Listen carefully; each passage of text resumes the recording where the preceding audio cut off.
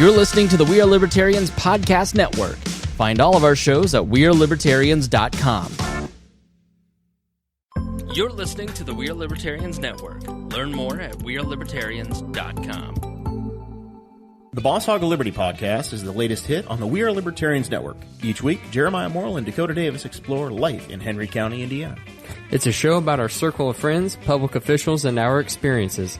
80% observation, life, humor, and 20% politics.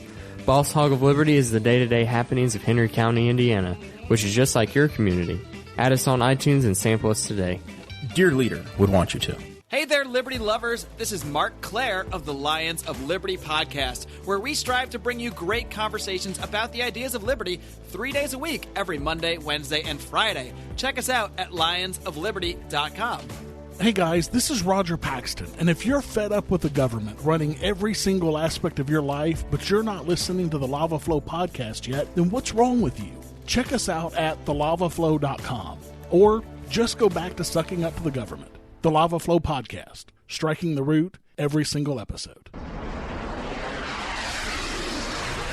Hey, Liberty Rockers, this is Johnny Rocket from the Johnny Rocket Launchpad. Each week, I strive to bring you the best guests in talk radio. The Johnny Rocket Launchpad delivers weekly interviews of noteworthy politicians, economists, and activists. The Johnny Rocket Launchpad is bringing the party to the Libertarian Party and launching ideas in your direction. Check it out at JohnnyRocketLaunchpad.com or find us on iTunes. Each show is action-packed, explicit, and a lot of fun. So join me at JohnnyRocketLaunchpad.com every week for the newest episode. Keep liberty alive and rock and roll. Before we get the party started, I wanted to let you know about the Libertarian Party of Indiana State Convention. I will be going, and I hope that you will join us as well. It is May 4th through the 5th. It is downtown at the Marriott in Indianapolis, Indiana, and tickets are on sale now at lpin.org. Bill Weld will be the Saturday night speaker. There will be tons of training. In Indiana, we pick our candidates at the convention, so Friday night at the reception. In the evening, you can meet all of the statewide candidates that are running for office that will be nominated the next day. And then if you're a member of the Libertarian Party of Indiana, you can vote in what is essentially our version of the primary. And the theme this year is We Are Libertarians. So it's going to be a lot of fun. Please join us and get your tickets now at lpin.org.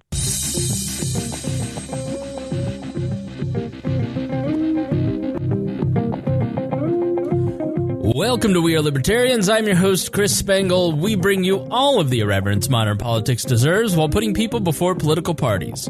We examine current events from a libertarian perspective with the goal of leaving you better informed. Please be sure to rate and review us on iTunes, like us on Facebook, where Stone is doing great with all of our memes, doing a great job. And subscribe on Patreon at wearelibertarians.com. In exchange for supporting our program, we give you all kinds of bonus content and free stuff. Thank you to our Patreon subscribers. I appreciate it so much. You're allowing me to take 2 trips this spring and summer, which we'll talk about in just a moment. This show is crowdsourced, so you can send us news with the hashtag WAL News or in the Facebook group and Discord channel. We are always taking your questions and comments via email at editor@wearelibertarians.com. We'll read one of your questions at the end of the show. So please be warned that this show is raw, unedited, and authentic, so the language is sometimes strong and offensive. Now, we are going to cover tonight Alfie Evans. We're going to talk about North Korea. We're going to talk about Kanye. We'll give you a little Iran update.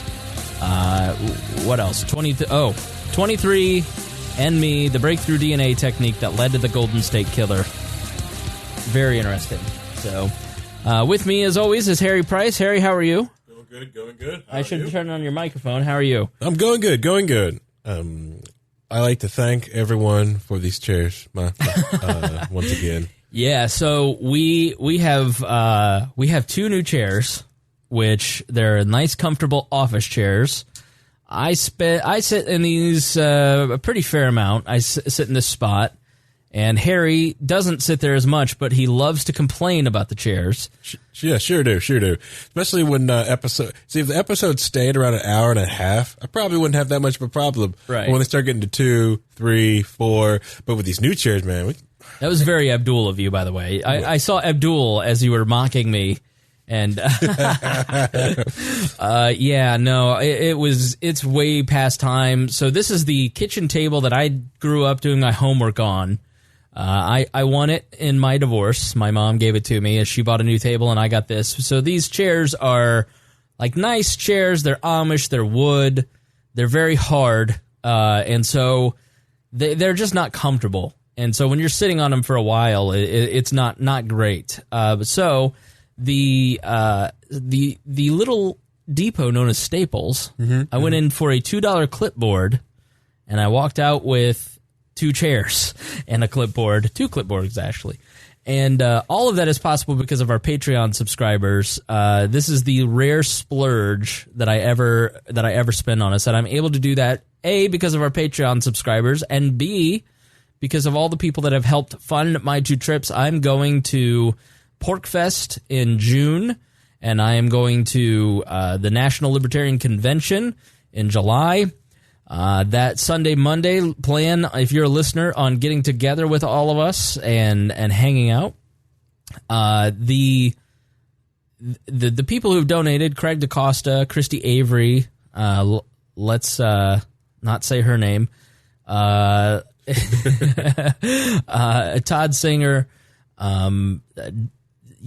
I know that I'm missing someone, and I apologize. I should have written this down, but I don't think I am. I tripped myself up on my own brain fart.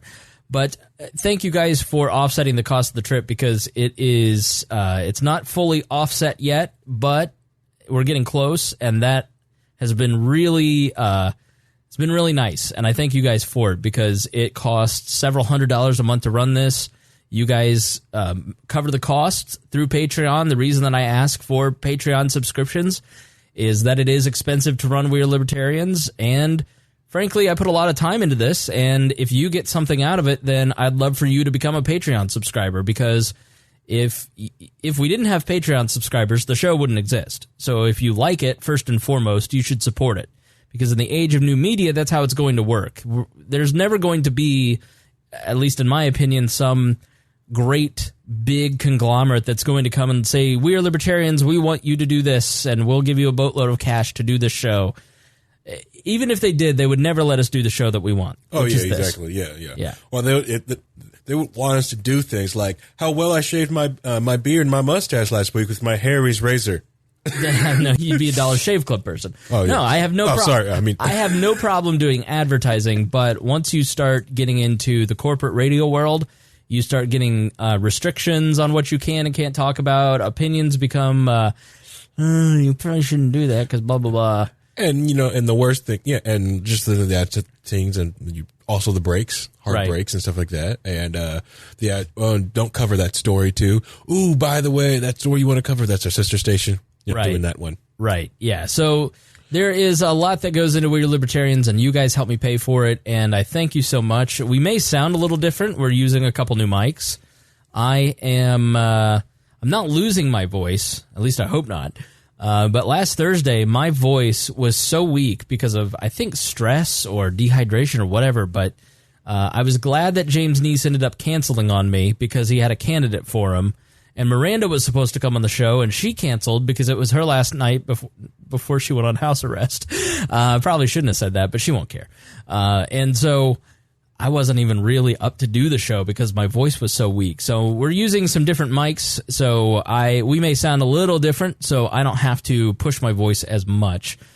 So hopefully we sound nice. I hope we sound good. You said I sound the same. Yeah, you sound like you usually do when you're walking around. Usually you do something to the microphone to give yourself a little bit more bass, when, on the, so podcast, Spangle sounds different than like Liberty and Chill Spangle. Right. And that's what I'm saying. You sound like Liberty and Chill Spangle. Like you're right there in front of me instead of like that, that's podcast Spangle. Yeah. Adding that fake bass. Well, welcome to We Are Libertarians. My name is Chris Spangle. You push it from the diaphragm. That's how you'd speak on the mic. You got to talk with energy. You got to talk loud and quick. Well, okay. I like the shotgun microphone because I'm able to sit back in the chair, and so I appreciate it. I like this different mic, even though you keep changing my mic every it feels like every 2 months now. I like to tinker. Okay. No. Hey, You're talking about someone who's like, boots, computers and messes with computers all day. I love tinkering. So then this is your nerd stuff. So I haven't fiddled with it much lately because I really like the sound of it. I think it sounds good. I think functionally our equipment's right where it needs to be. So yeah, I mean, we stream live to our Patreon subscribers at the $10 and up level on the Mevo camera, which was glitchy early on, and I have to apologize to the Mevo people because they did an update that really fixed whatever the problem was, and it works. Don't apologize to them. Their stuff was broke. Stuff was broke. But it works great now, and our sound is good. So yeah, but I still want to let you know we have an Amazon wish list at the bottom of WeAreLibertarians.com, and our friend Shira Newman sent us a few cords, and I want to thank her for doing that. One especially that I love is a long ass printer cord. Oh, so I can print from my chair way over there, like little Rush Limbaugh sitting in my chair printing, going duddle up, duddle up, duddle up. You don't have a Wi-Fi printer? I got a Wi-Fi printer. I got my printer sitting on the other side of my entertainment center, so I can print anywhere in the house and print to it. It is a Wi-Fi printer, but I don't know how to set it up, so I just didn't.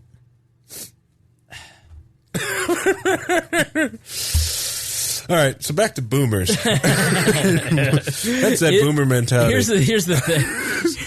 Yeah, I just bought a longer cord. I fixed it. Got that Okay, now the funny thing about the long ass cable, right? Because everyone loved the long ass cable, right? I had a problem with an access point last week because for some reason just the jack that it was at, for some reason wherever it was going in the ceiling, it was a 10100 port. Right. Everyone hates 10100. They want gigabit connection, right? What is a good one? I don't know what's the opposite. Gigabit. Okay. Gigabit. 10 times, Okay. And the next ones are 10 gigabits, but there's no 10 gig ones out yet. So in order to fix this issue, I just made a long ass cable and just ran a long ass cable from another spot and dragged a long ass cable across Sometimes you just need an LAC. Yeah. It takes care of it. And the people saw me drag it across the cubicles. They're like, what's this for? Fast internet. Oh, go on. Faster internet. And I hooked it up, and they've loved it ever since. Yep. Yeah. I have noticed in the last year I am getting less and less technologically advanced.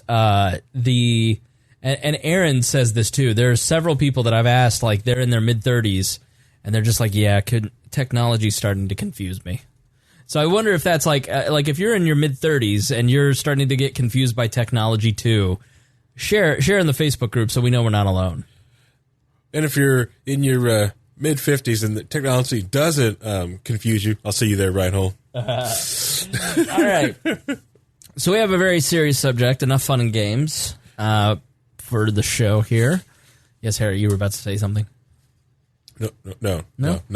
Like I said, I'm sniffling because I don't know if I'm getting a cold because Gunther got her first cold this weekend, or just from taking her to the daycare and they've got her out in the boonies of McCordsville. And the freaking pollen and hay fever are so different. Covered in prairie dust. Yeah, prairie stuff.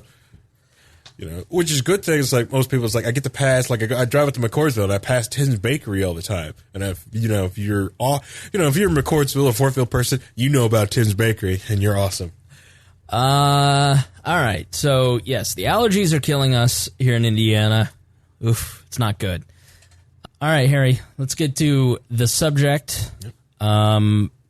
The first one's a tough one, and you are a parent of a child. Do you want to say how old? She'll be actually a year old this Cinco de Mayo. Okay, so almost a year old. Yep. And this is just a really difficult case. I mean, to me, it's a very simplistic case in some ways in the legal aspect, but once you really dive into the details of the Alfie Evans case, there doesn't seem to be a clear-cut. It just sucks. There's no way around it. I think that something like this gets so blown out of proportion, and people don't actually study into any of the details. And as I kind of went through the details this weekend, it didn't make it any easier. I mean, the question for me, the conclusions didn't change, but it certainly is a tough case. So Alfie Evans passed away this past week, but he first started showing symptoms. He was born in April of 2016, I believe it was, April or May of 2016. And he was just like any other kid, but he wasn't reaching milestones like most other kids. So there was the parents were starting to suspect that maybe something wasn't firing on all cylinders.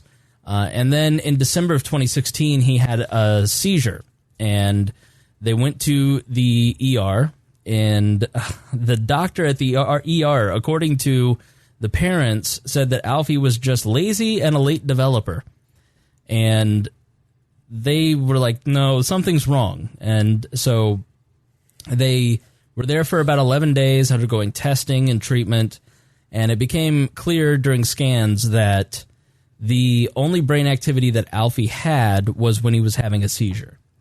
And those initial seizures basically were so severe that it caused a catastrophic degradation of his brain tissue. And this means that he was never going to have taste, touch, any senses, or really any brain activity again. So they went about a year beyond that, even though initially it was very severe, but it just became progressively worse. The neurological condition was never diagnosed. They still don't know exactly what he had, but the seizures kept destroying his brain tissue. And by December of 2017, the doctors knew there was absolutely no hope in Alfie recovering. 70% of his tissue had been destroyed to the point that all that remained inside of his skull was water and spinal fluid. And the seizures, as I said, were the only time that his brain lit up. But I think this is kind of the cruelest part on nature's part. He still could open his eyes and smile. So the parents, I think, had more hope than the doctors. That's obvious in this situation. So the doctors decided in December of 2017 that the course of treatment was to remove him from the ventilator and the feeding tubes, basically to let him starve to death and essentially kill him, to euthanize him.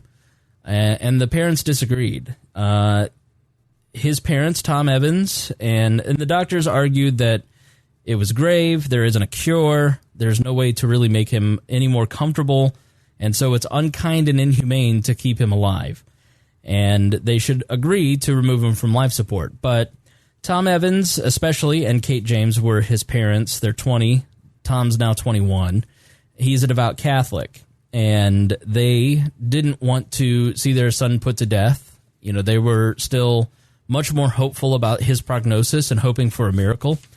And they disagreed with the doctors on the course of treatment. And they believed in the sanctity of life. And so their religious values, their belief in their child's prospects were different. And so they decided to seek out the hospital in Vatican City that offered Charlie Gard treatment. And this was all kind of going on at the same time. And the Bambino Gesù Hospital in Vatican City offered to bring Alfie to the hospital. They had made the same offer for Charlie Gard, and the United Kingdom passed. Charlie Gard died with a mitochondrial issue. Basically, his mitochondrial DNA wasn't reproducing, and so his brain, his kidneys, his organs weren't getting the energy needed because his body wouldn't produce mitochondria. And eventually, he passed away. And they wanted to go do some experimental treatment at this hospital in Vatican City. And the United Kingdom said no, and Charlie Gard passed away. The same with Alfie Evans. There was no cure. There was a doctor in Munich that was willing to do some experimental treatment. And their plan essentially was to leave the hospital in Liverpool, take him to the Vatican City, and either bring that doctor from Munich down or go see the doctor in Munich. So the doctors argued that he should die with dignity, which I think is a ridiculous phrase. I don't think that means anything. That's one of those phrases that everybody says, but nobody actually knows what it means. and the parents wanted to go somewhere else. So the hospital went to the courts, and in England, they passed a law in 1989, something called the Children Act. And the hospital basically said that Alfie needed to be taken off of ventilation, and that the parents didn't understand what was best for their child, and they were downright condescending, if you really read a lot of the reports, and they wanted to remove parental rights from Tom and Kate so Alfie could be removed from ventilation. And in the UK, the law is that when parents and doctors disagree on the best treatment, courts settle the dispute. And the hospital used the 1989 Children Act, which allowed the state to intervene when the parents are deemed a risk to the child's well-being. So the hospital argued that the parents were a risk to the child's well-being, so they should be allowed to put Alfie to death. Okay? So the parents wanted to seek more treatment at a different hospital. The hospital wanted to put Alfie to death. The courts ruled 2 months later that the parents would put Alfie at risk for harm. And in the next month, an appeals court, the Supreme Court of the UK, and the European Court of Human Rights agreed with that ruling. His parents appealed a second time, and the courts in the Supreme Court and the appeals court said, no, we're not going to do Groundhog's Day again. You're just going to get the same result if you keep asking. So on April 23rd, Alfie was removed from life support, and he was sentenced to death by starvation. Tom and Kate sat by his bedside. He would gasp for air. He wasn't given water. Eventually, he was given some water. He would be put on the ventilators. He was taken off. But he survived 5 days and passed away. So I think this is a really important question, not just for libertarians, but for everybody. Who makes the decision of what's best for what is the best course of action for a child? Okay. In this case, it's clear to everyone, with the exception of maybe the parents, but even the doctors that came from the Italian hospital said, you realize there's no hope. We can make him comfortable, but he's going to spend his final years there. He's not going to recover. They were saying the same thing as the UK. The UK just didn't want to pay for it because it's a nationalized healthcare system. And so care is rationed, and they didn't want to spend any more money on him. And so they were going to put him down like a dog. And but eventually he was going to pass away sooner rather than later. So because he kept having seizures, when he was touched, he would seize. So, I mean, this is a child who had a tremendous neurological condition that had already left him. You've heard reports of a semi-vegetative state. He was in a semi-vegetative state when they brought him in a year before. Okay, he was in a vegetative state when he was taken off life support. So this is the doctors argued compassion, that the compassionate thing to do was to take him off ventilation, that he was brain dead, and to let him pass away. And the parents said, we're not ready to do that. We don't want to. We're going to go somewhere else.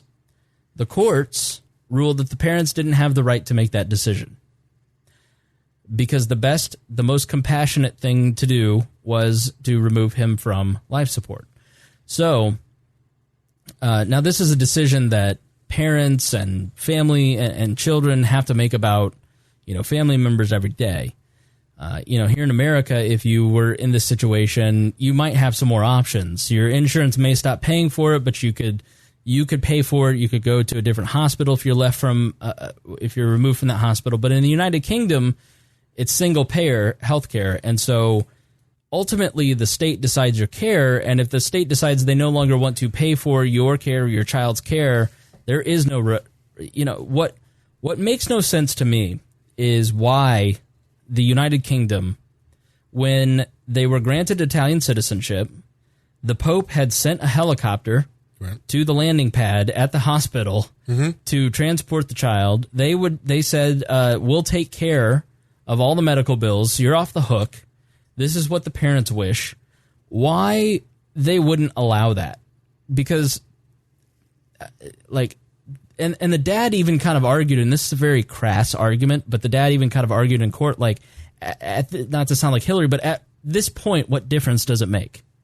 Yeah. You know, like we know the reality. Now they started to kind of put out into the public that he was getting better and started to kind of fan the flames, and that led to a ton of death threats at the hospital, which led local police authorities to start investigating people for mean tweets and harassment.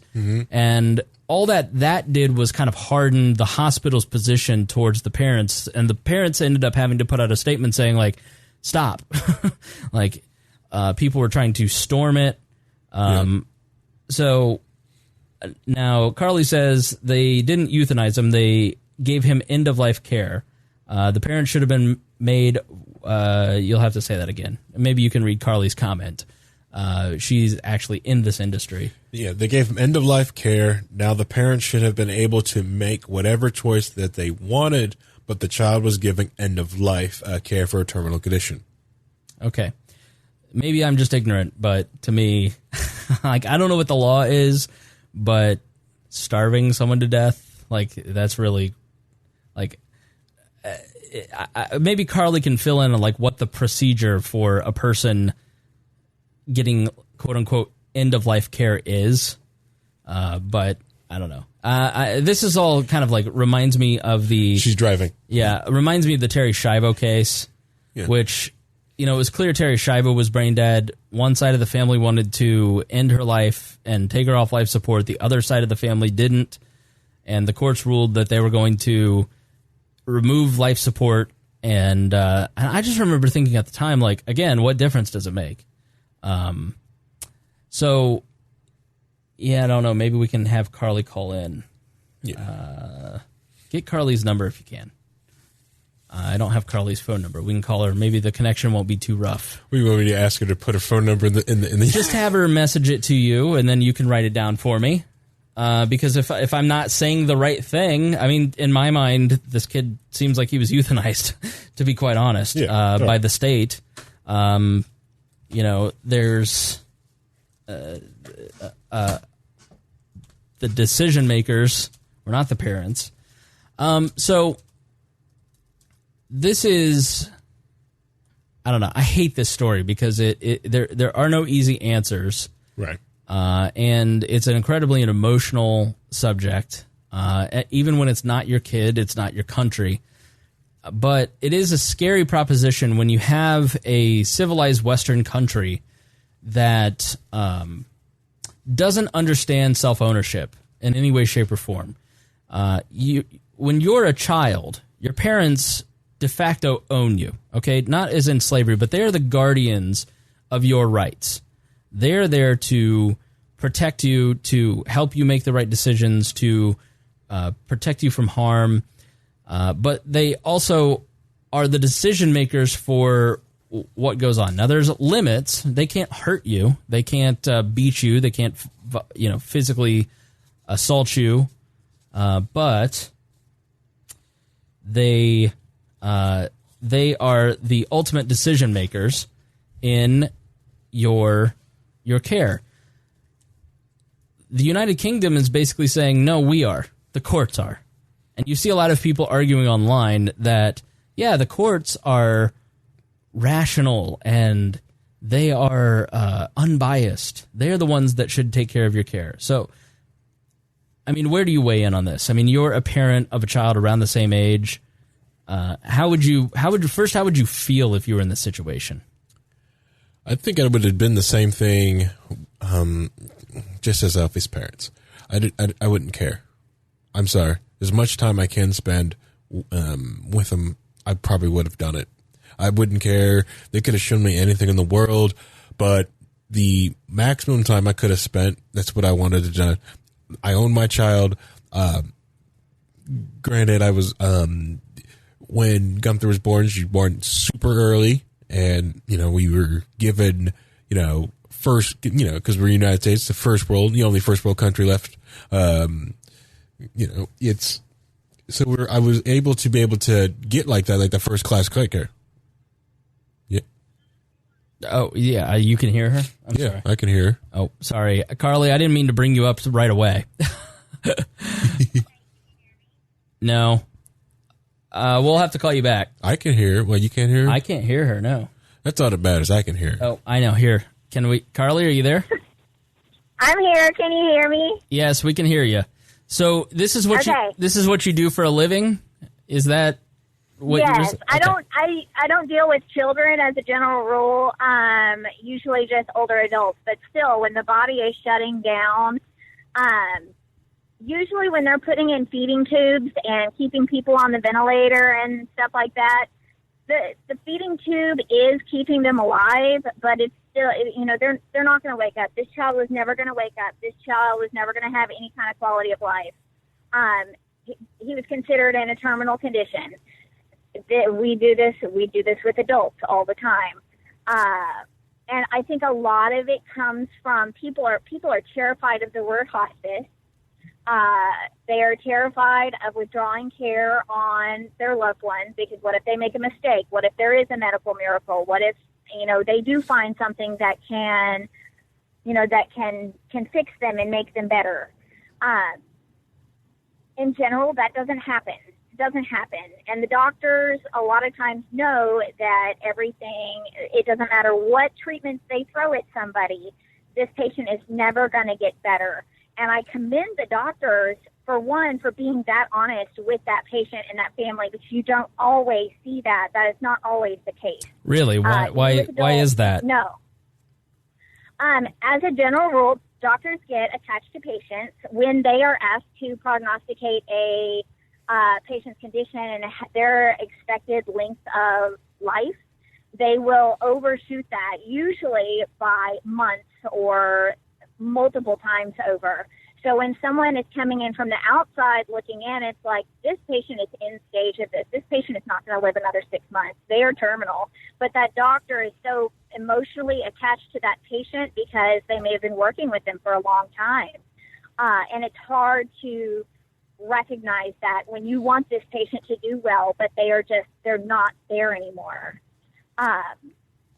Now, this is a little bit different because if this patient was more of a vegetative state, brain dead, I don't know. I haven't read all the articles. I just looked at a little bit of it. But it's not starving. That's what scares people a lot because they think that when they're going on hospice, they're starving, which is not true. As the body is shutting down, you naturally don't need those calories, so patients are not hungry. They're not hungry, they don't eat. You will see patients as they start declining and they start, their bodies are starting to shut down and getting ready to pass. They don't want water, they don't want food because their bodies aren't processing it anymore, so they don't need it. So, do we have any clue what it is like for the person that's passing in that situation? I mean, is it painless? Is it just you go to... It's totally painless. Okay. Yeah, it's totally painless. It does not hurt them. And honestly, when you have 70% of your brain fiber eradicated, you're probably not feeling much. Not trying to be crass, but there isn't feeling necessarily. No. Now, when people go on hospice, and it's different with everybody's situation because some patients are in a lot of pain. When people go on hospice or palliative care or more end-of-life type care, they are really, really focused on the symptoms. So if the patient is having, major anxiety related to their breathing, they give them more medications to help with anxiety. If they are having a lot of pain, they are able to give a little bit more pain medicine because you stop being worried about giving them too much that it may make them too sleepy. Because if they're still seeking aggressive treatment, you can't be as liberal with medicines like that because you're still worried about the patient having adverse effects. And when you're just seeking comfort to keep that patient comfort and to maximize the quality of life that they have while they have it left, you start looking at different things. So if you withdraw care on a patient and they decide they want ice cream, you give them ice cream. If they want water, you give them water. But if they don't want anything, you're not forcing them to eat. Right. So, because most of the time they don't want anything. So what happens in America, and I don't know if you know this, but when a doctor and a family disagree on the course of a patient, what happens?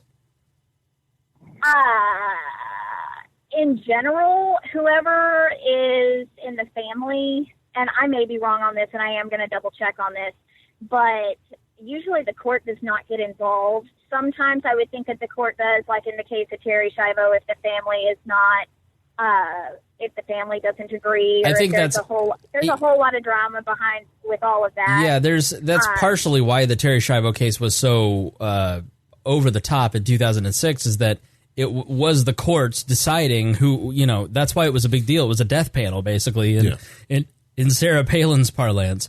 And people were arguing, is the court system the correct place to make this decision?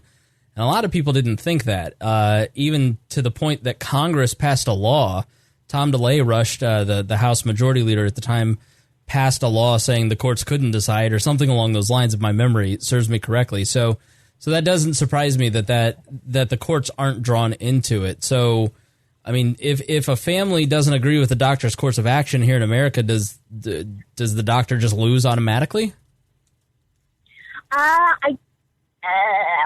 You can't force someone to, go on hospice. You can't force them to do that. I think and I'm going to double check on how often the court system actually gets involved. Where things get really hairy is if it is a patient that, that doesn't have advanced directives or a clear power of attorney, and you have weird family dynamics, you end up getting into a lot of problems there, especially if that patient hasn't made their wishes known and said, hey, this is who's making my decision, because sometimes you get some muddy waters with, you have 93 family members and everyone's disagreeing and everyone's fighting in the hospital. And I would love to say that never happens, but it does. Of course. So I think you said the key word, and do you have any questions for Carly? I mean, she answered a lot of the questions. Are there any in the chat room? Sorry, I went looking for that law for John DeLay. Tom DeLay, yeah. Just John DeLay. Google Tom DeLay, Terry Schiavo.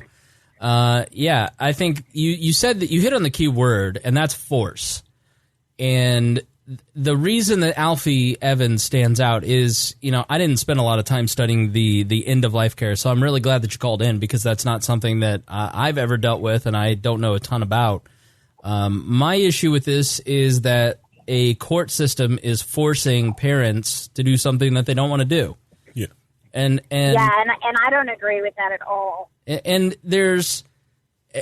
even if you were to cruelly say, we pay for the treatment, we're not paying for it, sorry, they could pay for it on their own. They did have alternative treatment. They did have an alternative treatment plan. So there really, to me, is just one answer, and that is the United Kingdom basically saying, no, we're in control of you, and doctors take precedent over whatever patients and parents want.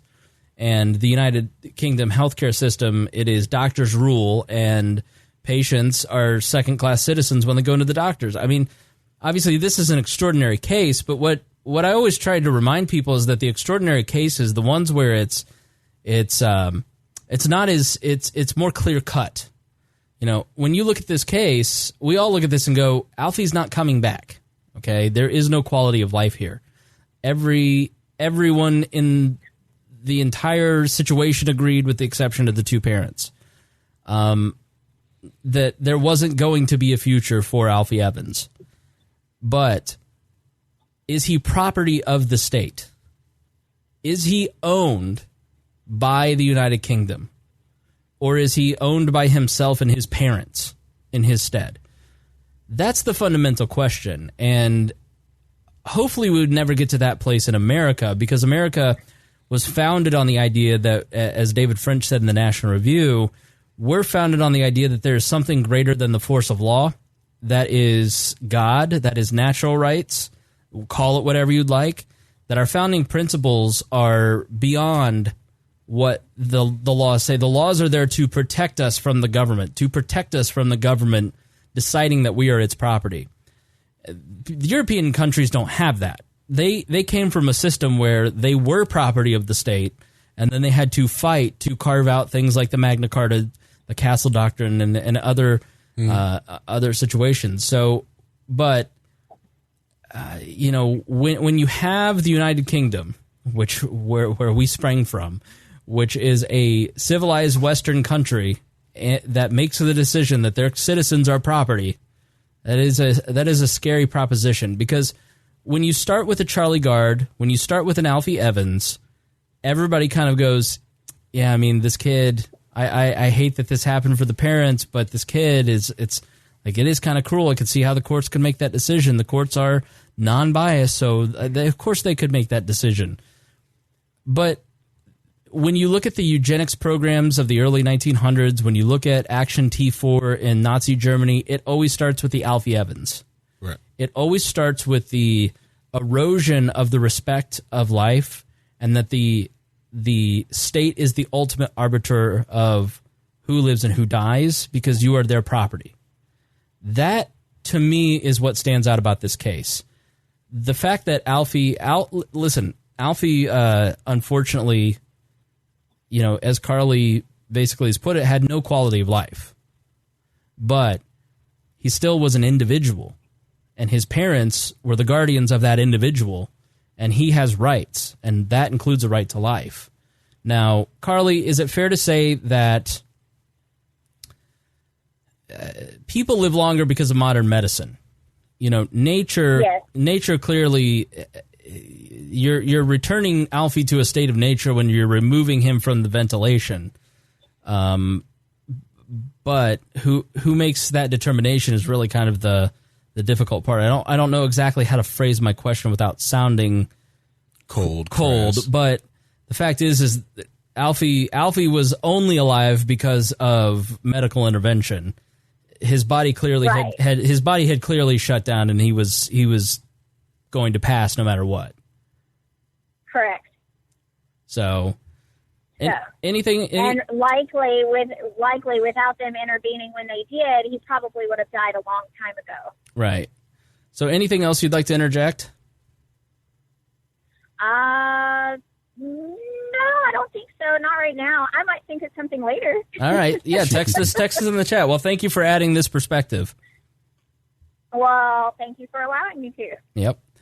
I try to be an expert, but one person cannot be an expert in the complexities of humanity, so I appreciate when our listeners write in after the fact to editor@wearelibertarians.com and provide a different perspective, or, in this case, Carly's a Patreon subscriber, so she was watching the live feed and able to chime in.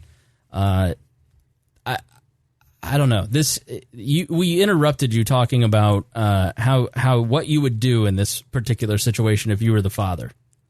I worked in nursing home and hospice care inside a dietary, so I've seen some of that. I didn't know all the technical stuff that happened behind it, but I understand everything that Carly has said and everything the doctors have said.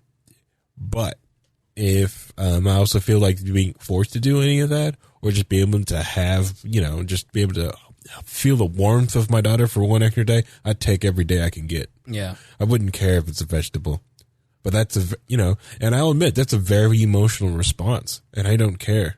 Sure. It's my daughter, And ultimately, it is your right to make that decision. Right.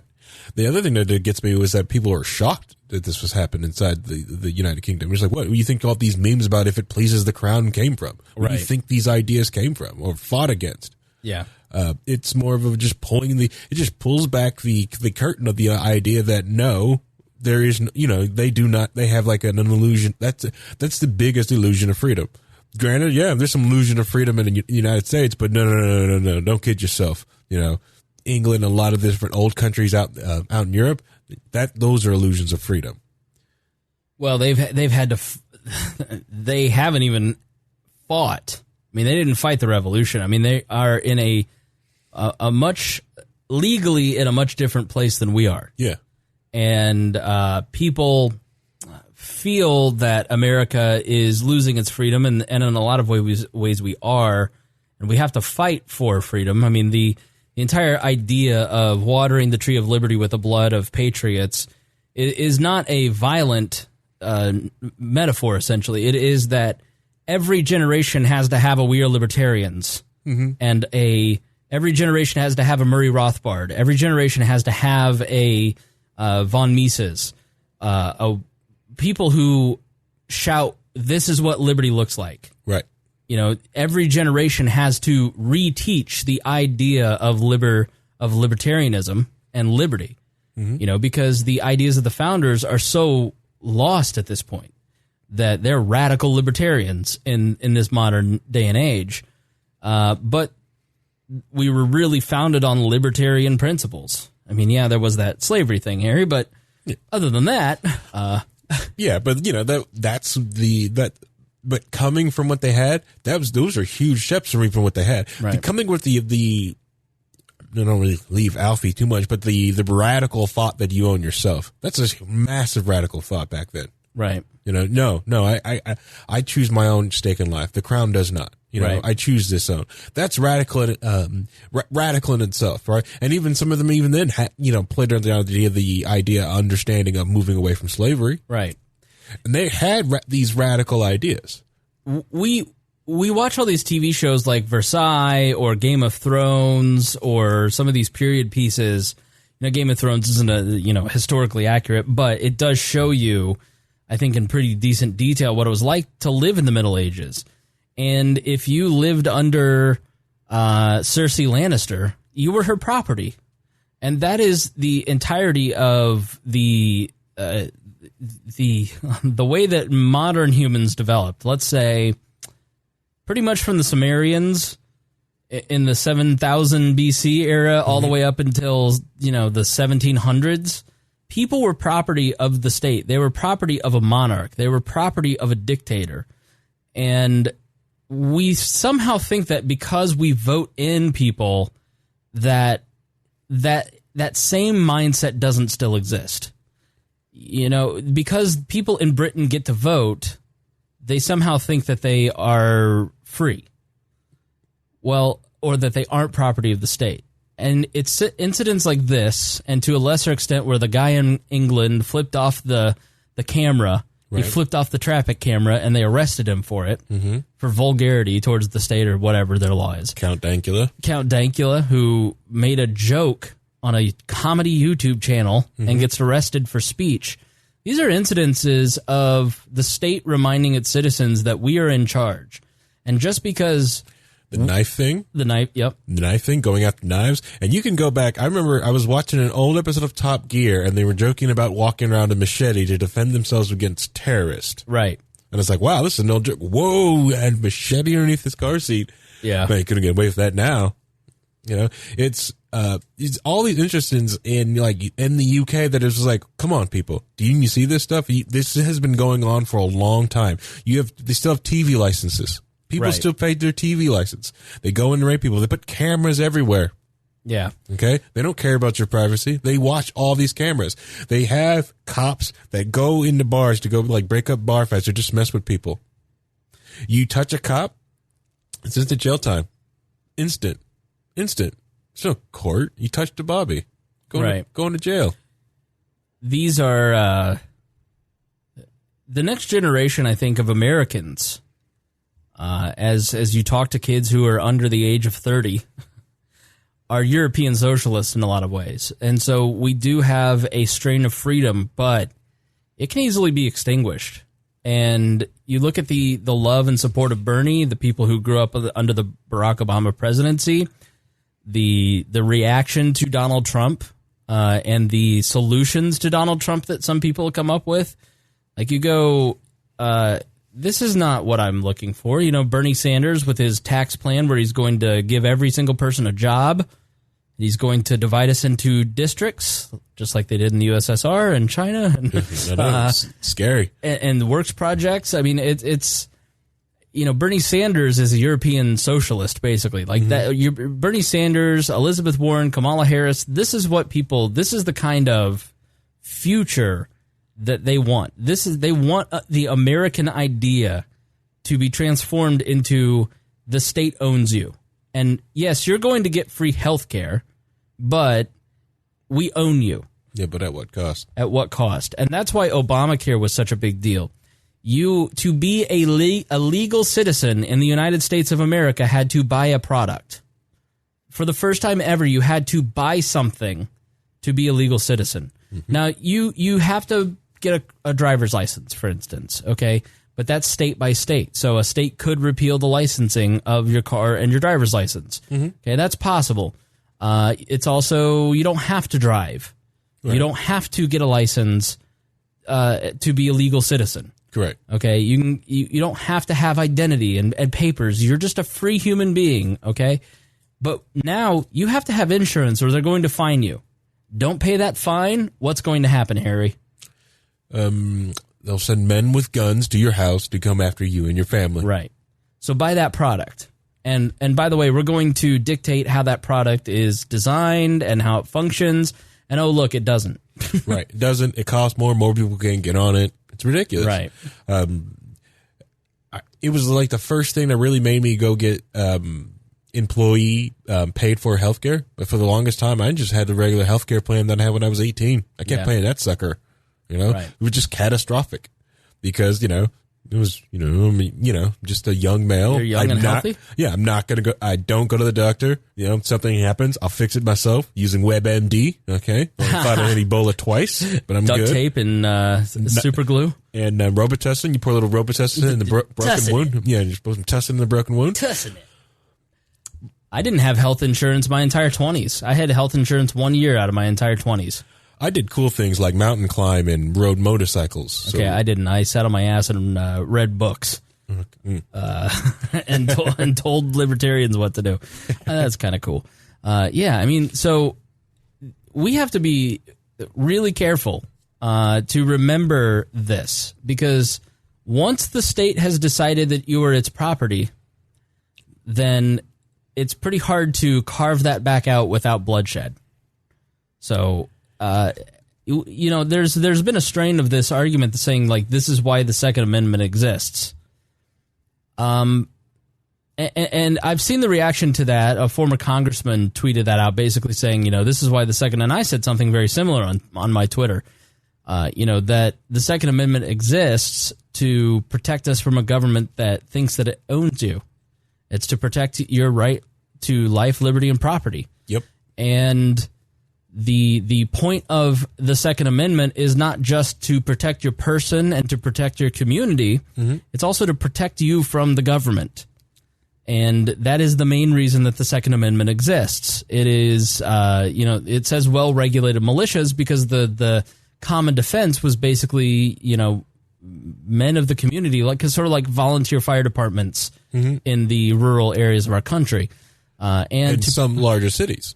Right. And, you didn't need police forces because every person had a weapon because they had to hunt for their food or you lived in a rural society, even if you were in John Adams, Boston and Cambridge. And Indiana still spouts a very large volunteer police force. Right. We do? Yeah. Indiana has a very large volunteer police force. Well, that's weird. How's it weird? I don't know. I just wouldn't have guessed it. Why you think Indiana police is different from all those other cops? Where you get like that one, West was like, wow, I've really got a nice cop today. I was like, well, probably ain't getting paid. He's one of you. He's got a full-time job. Yeah. He can understand the issues that you're going through. Flint, if you haven't watched Flint Town on Netflix, they employ volunteer cops to do some of the low-level take reports type stuff. So the 100 police in their department, when they have 9 cops on at any given moment, they're not filling out reports. A volunteer is. And people are happy to volunteer because they live in Flint, Michigan, and they want it to be better. People are more than willing to volunteer to protect their community. Well, I would only wish Indianapolis to get the stolen car task force back on the police force because right now it's very, very scary. If your car gets stolen, IMPD don't care. So don't get your car stolen in Indianapolis. Yeah, I don't plan on it. Make sure you be in Greenwood or Lawrence or somewhere where they care. So let's define what a tyrannical government is. A government that can do anything for you can do anything to you. I would say a tyrannical government is the type of government that, even using its laws, decides that it owns your child and you don't. Yeah. And Go ahead. No. I want to hear what you were going to say before I said what I said, and people think I'm crazy. And if you don't think the United States has got some of those teeth the same way, if you have a child, try to take them out of public schools. Yeah. For no reason. Compulsory. Just I wanna. Right. Utah had to write a law to let them do free range kids. Right. So if you don't think the United States government hasn't, just thought about this idea or tried to put that, camel's nose underneath the tent on that whole idea, they have.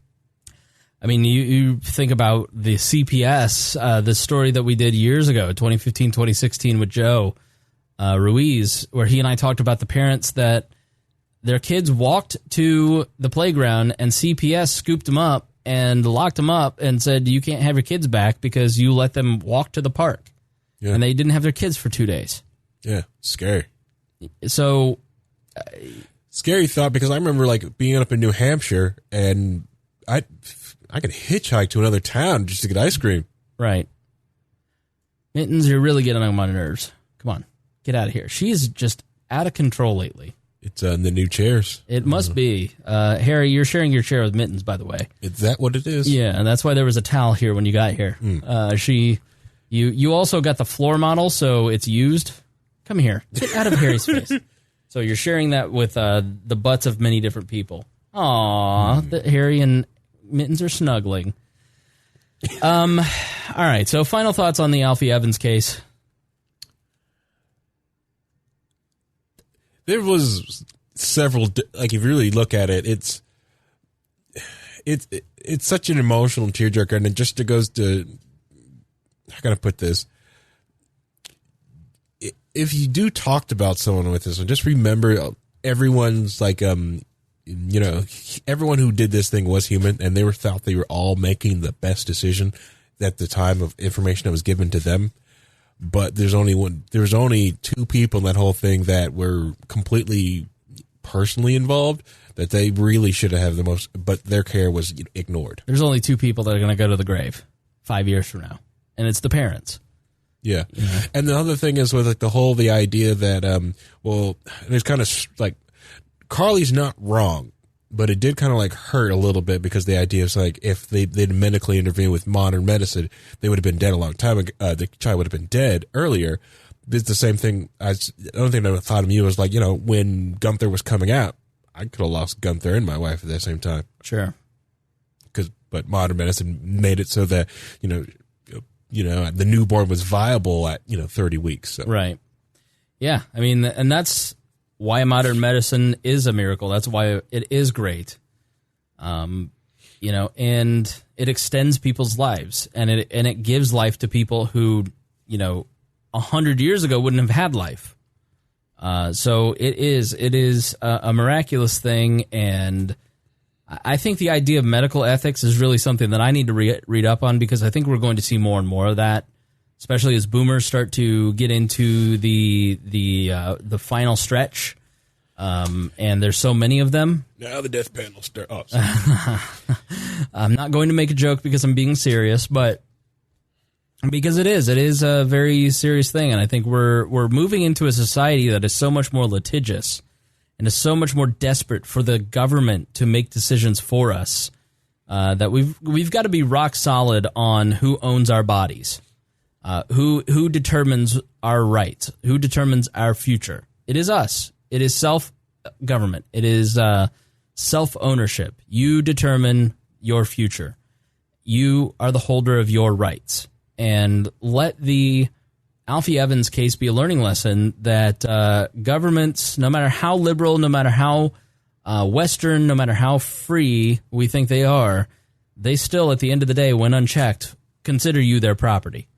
Even though the government is made up of people democratically elected, people that we know, that we have talked to, when humans get in groups of people and give themselves power, they turn into tyrants. I mean, that's just how it is. So, but I do think Harry's also right. On the other hand, everybody in this case, I think, thought that they were doing what was best. Okay, they don't have an understanding of where rights come from, but they were trying to do what was best for the child, in their opinion. All the judges said it. It goes without saying. The judge, Lord Alfred, somebody, He went and actually saw Alfie. He actually, before he ruled, went and spent time with Alfie. Like if he were just some guy who didn't care, yeah, it's not a publicity stunt for him because it's not how that works. He's not getting elected in England. He's trying to make the best decision for the child. He's just wrong about where rights come from and who carries the best interest of that child. It is the parents. Mm-hmm. And it's easy for us to get lost in all the details and the complexity. And like this is a situation where the complexity can overwhelm the simplicity of it. And the simple answer is the parents, the parents, the parents, the parents. You have to keep going back to that. To remove the care of this child from the parents based on a law that says that they were abusing Alfie is mind-numbingly stupid. Right. These parents were not abusing their child. They went above and beyond. They moved another nation to grant citizenship. He got an audience with the Pope.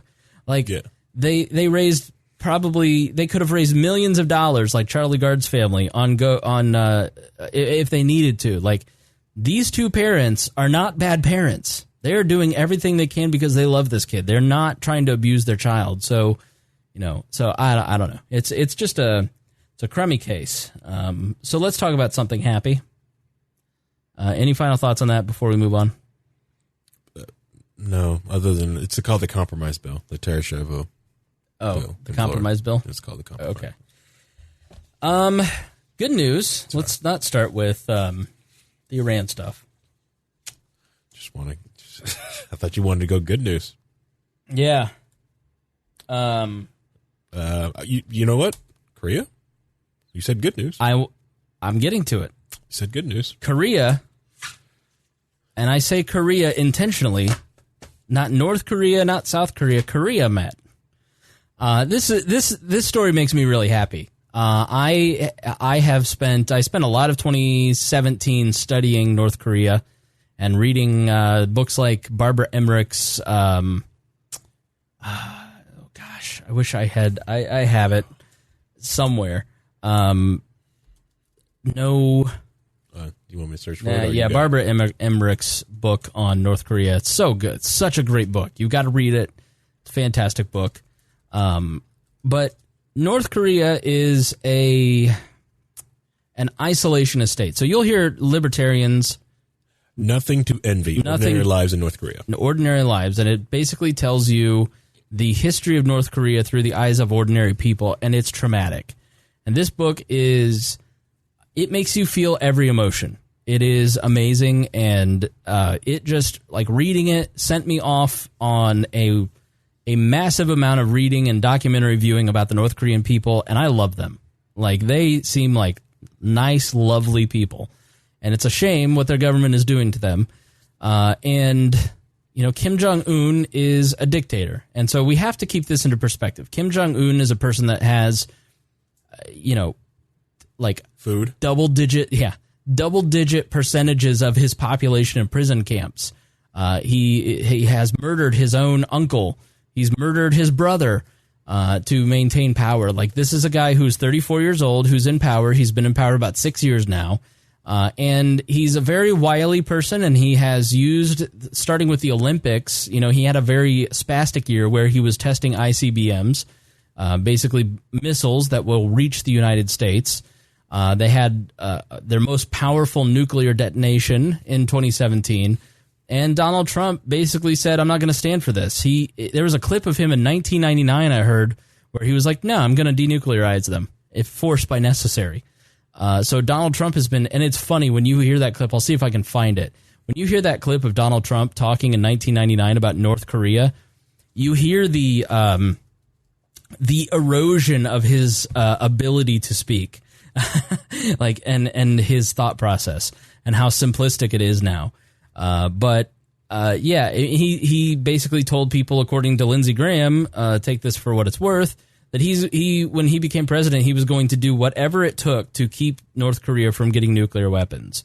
So he's been very tough in his language on them.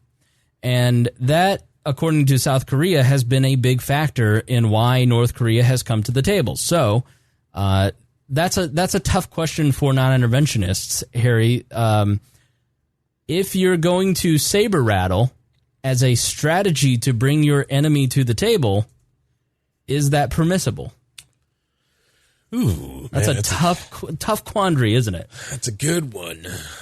Considering, right, that's also the safeguard against a tyrant and liberty anyways. We'll saber rattle with the Second Amendment, if need be, to ensure liberty. Right. So, in a way, it's almost the exact same strategy. Mm-hmm. But it's a lot. No, it's about this. Depending on the person, it's the same scale. Right. So it's the same thing. It's just like, no, I've got this. This is what I have. If need be, we'll do this. Right. When you come down to it, any person having, nuclear weapons is a threat against everybody. It's not against one person. You're a global threat. Right. Having nuclear weapons is just a threat, period. Right. That's why the whole argument of Second Amendment and nukes is stupid. It's like, no, you're a threat to everybody. Yeah. Because, North Korea, and we'll get to it, it's like Fukushima. Let's say this. Let's not spoil the surprise. Fukushima in Japan, when they had the tsunami, Fukushima started leaking massive amounts of nuclear waste into the ocean. So just the ocean. I know nuclear power to me, I love the idea, but man, it's so risky. Beautiful and safe, and a lot of the radiation and what you think has been going on because of Fukushima. Yes, there's been stuff going on, but it's not as bad as everyone puts it out to be. No radiation from Fukushima is not hitting California. No, it is not affecting any of the wildlife that you eat, because if it does, it affects something's bones and doesn't get processed to you unless you eat bone. Right. So you're fine. I know. Never mind. I was going to make a crude joke. Oh. I was going down Volga Road about eating bones. If there's other things in the water to worry about, there's the bloop sound in the trench and the gigantic Pacific plastic problem. There's other things in the Pacific that you should be worried about. Yeah. And Filipinos, coming over here with their music and their good food. What did the Filipinos ever do to you? Coming over with their food and making me fat. And I've never had Filipino food. Do they have food? Stay away from it, man. It makes so good. All right, so let's hear what Donald Trump. And I want you, as you listen to this clip, listen to the difference in his speech patterns in 1999, which 19 years ago, versus now. You clearly hear he's an intelligent man. And now it's hard to claim he's intelligent, even though James Comey said Donald Trump is not losing his mind. He's not a crazy person. He's a person of above average intelligence. Now, why is Dakota? This show has been a shit show. This has been one of our more disorganized, choppy We Are Libertarians episodes. Dakota Davis, of all people, is messaging us. He should know better as the deputy boss hog of liberty. So, listen to Donald Trump in this clip. As far as nuclear is concerned, this country, us, we need a shield because Russia's unstable, North Korea's unstable. We need a missile defense shield.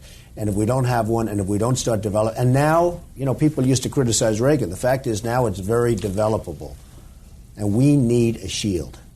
If you want to build this strategic defense shield to prevent against missiles, you have to go ahead and negotiate with the Russians a change in the 1972 ABM, the Anti-Ballistic Missile Treaty. What if the Russians say no can do? Well, look, you just said it. A change in 1972. A treaty that was made in 1972, who knew what was going to happen in terms of technology? It's time for a change, and we have to sit down with the Russians and many others. Look at North Korea. North Korea is developing missiles like nobody has ever seen. And we better do something rather quickly with them, hopefully through negotiation. But we better do something rather quickly with them. Russia... What if, on the North Korean front, what if the North Koreans don't play ball, develop a nuclear capability, go forward with their missile development? Does the United States act unilaterally? Excuse me. If spoken to correctly, they will play ball. Look, on another front, what happened recently where Clinton has asked our so-called trade partners to come so we can renegotiate some fairness into trade, right? They don't show up. They say we're not coming. Why would Germany show up? Why would France show up? Why would Japan show up? They've been ripping us off for years, so why would they come here? It's ridiculous. So it shows a lack of respect for the United States where he asks for a meeting, a summit, and nobody shows. Pretty sad, Wolf. But is there something the United States should be thinking about doing as far as North Korea's potential nuclear development? Absolutely. They should be thinking about it, and frankly... Like what? Give me an example. I'll say this. You go in, you start negotiating, and if you don't stop them from doing it, you will have to take rather drastic actions, because if you don't take them now, you're going to be in awfully big trouble in 5 years from now when they have more missiles than we do. We're a bunch of saps. There's no question that North Korea is developing missiles.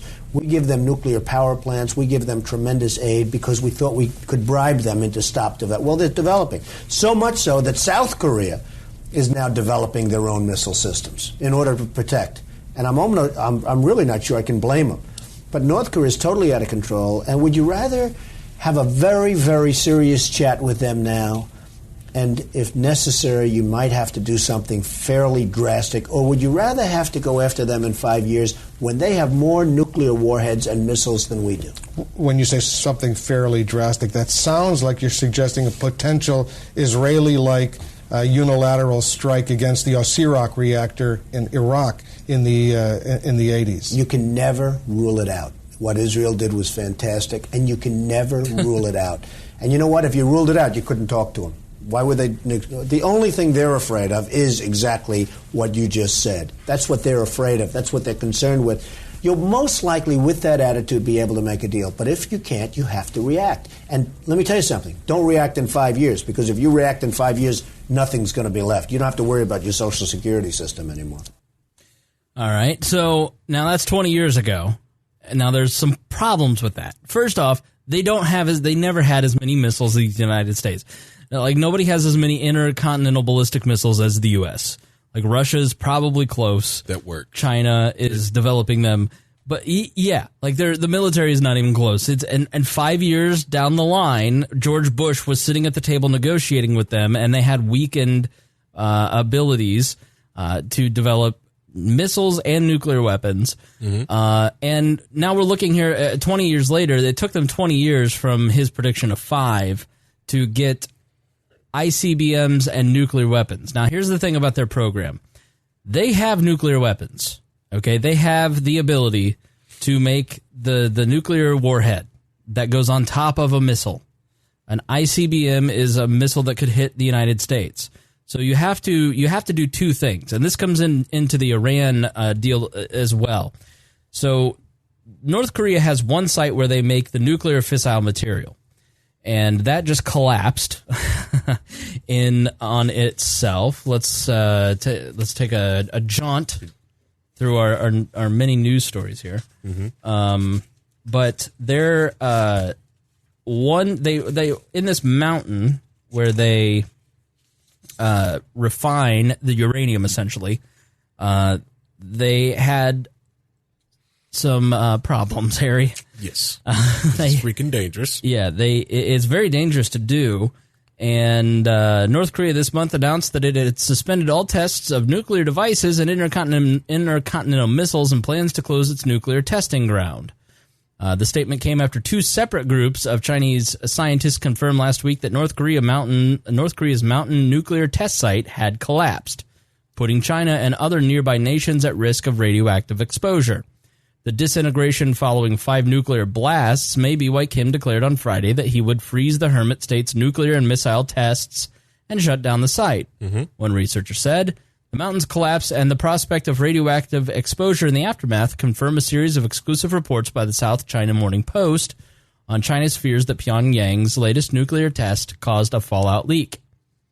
In the conversation with Moon, the South Korean president, Kim denied that he would be merely clearing out damaged goods, saying that the site also has 2 new tunnels that are larger than previous testing facilities, Yoon said. So a Chernobyl-like event, but instead of being a power reactor, they were making weapons. Right. And you just got your putty everywhere. I just got my putty all over my prep. Dang it. Yeah. Yeah, but unlike Chernobyl, what it was just a little itty bitty power reactor. Yeah, little itty bitty power reactor. This was doing weapons, and they had a little mistake. Right. That's why when it's just the difference of safeguards that went into it when the United States developed their nuclear program.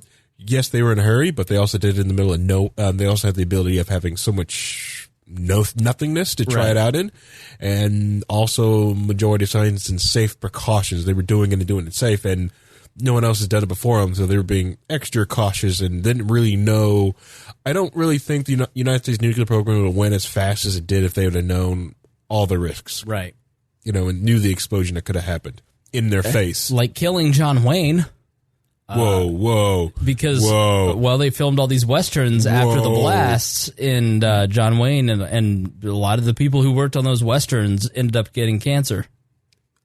Because of shooting. And I'm going to Vegas next weekend for my brother's wedding. First off. And people are, hey, you want to go see the nuclear testing? I was like, no. You'll be fine. You'll be fine. No. It is less background radiation there than is the whole flight out there. If you don't believe me, bring a background radiation monitor with you.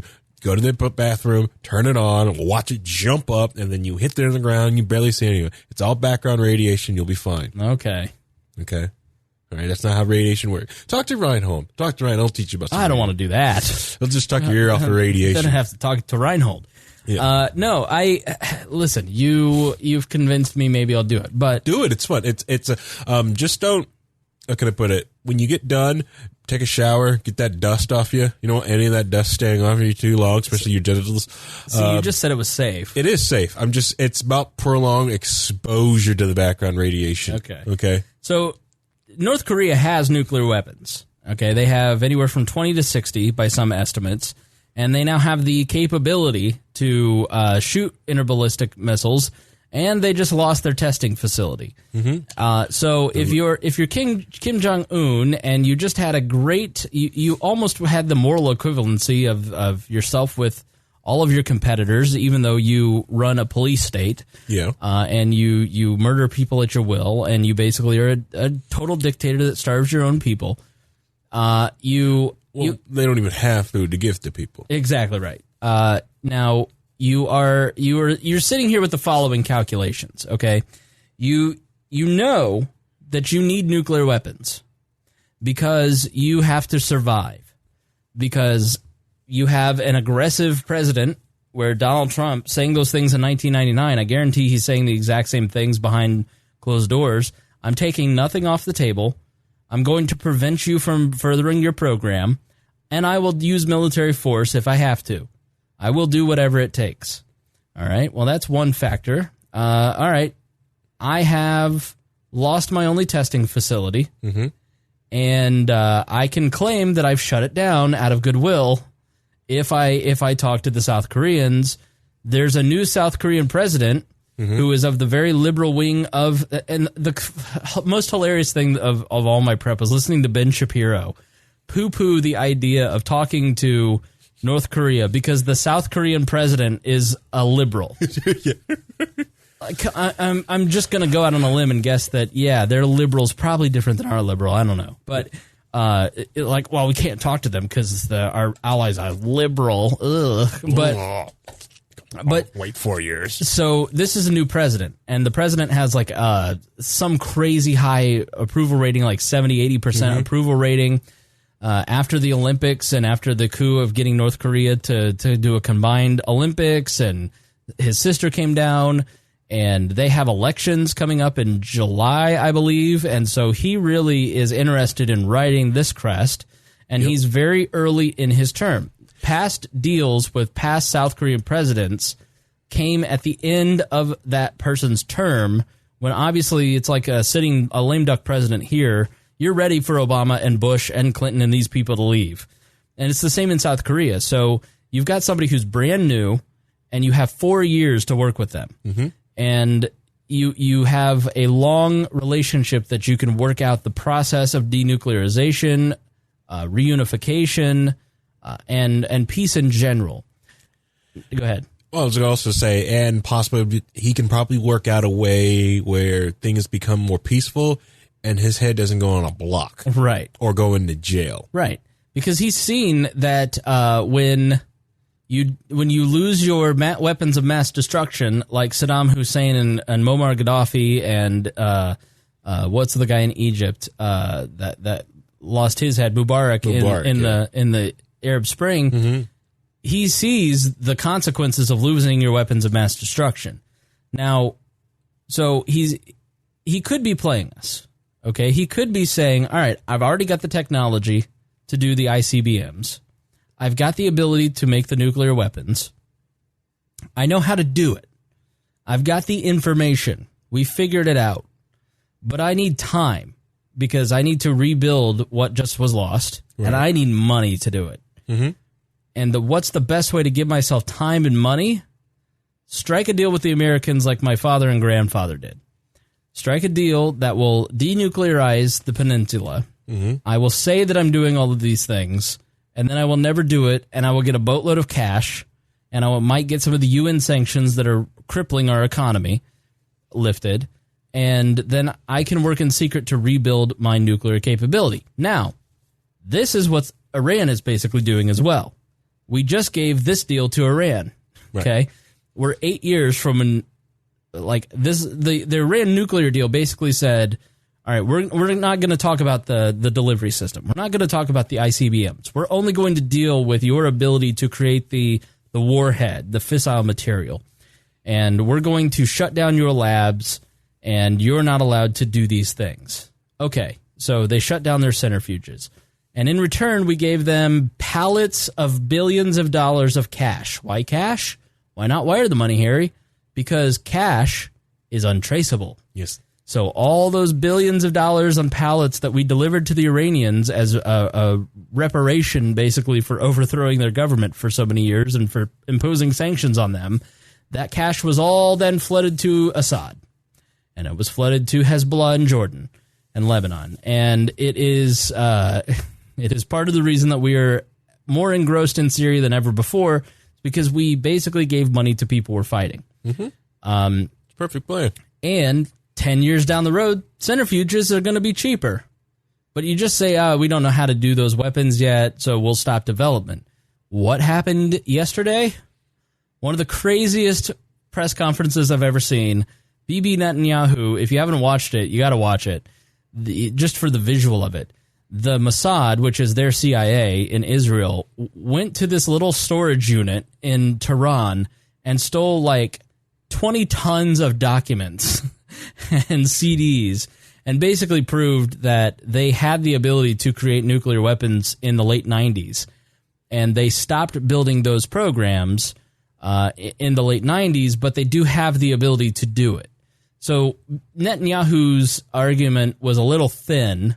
It was very thin, and it was all based around stuff that they stopped doing in the early 2000s, like early George Bush era. And the reason Netanyahu did it is that Trump has to sign a document on May 12th stating that the Iranians are or are not abiding by this nuclear agreement. And if he does sign it, then it's probably strategically the right thing for him to do. Because if you were to pull out of the Iranian deal, you'd need to, we don't have an ambassador for South Korea. We don't have most of the ambassadorships filled. We don't have deputy secretaries of state. We don't have any of this stuff filled out because the Trump administration and the Senate, which is controlled by Republicans, can't get a lot of people confirmed.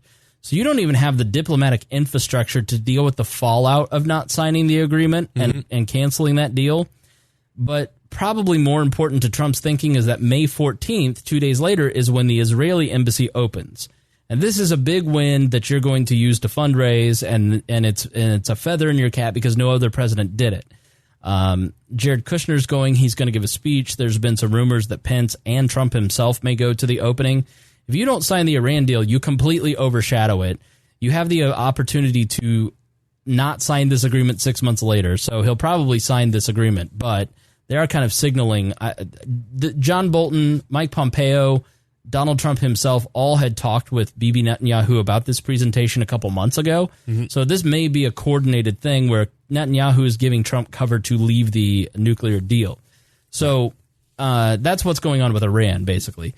And so you have these two countries which are hostile to the United States, which are developing nuclear weapons, which are right on the brink, if not there. They just don't have the ability to deliver it to the United States. North Korea has a greater ability than Iran. Iran has the ability to blow up Israel and Saudi Arabia and all the American troops that we seem to have stationed in the Middle East. So which are really just keeping Israel at bay. Exactly. Right. So he may be stalling for time trying to get the same deal that the Iranians got. And he may be doing what North Korea has always done, which is lie and get sanctions lifted and then move on their merry way. But here's some other considerations to take into account. There's a large growing middle class in North Korea, and they're young and they're professionals. People like Harry and I, if we were in North Korea, we would. There's a growing sentiment amongst that middle class. There's also an opening of the economy under Kim Jong-il, but accelerating under Un. They have these open air markets. Now, you were not allowed to do, like, you always had black markets. Yes. But starting during the famines in the 90s, officials started to look the other way, and the central government never cracked down on these markets where people would sell, shoes that they made, or clothing, or basic goods, or food that they had secretly grown, or kimchi. And these have grown into more robust markets. And Kim Jong-un even tours some of these on state TV.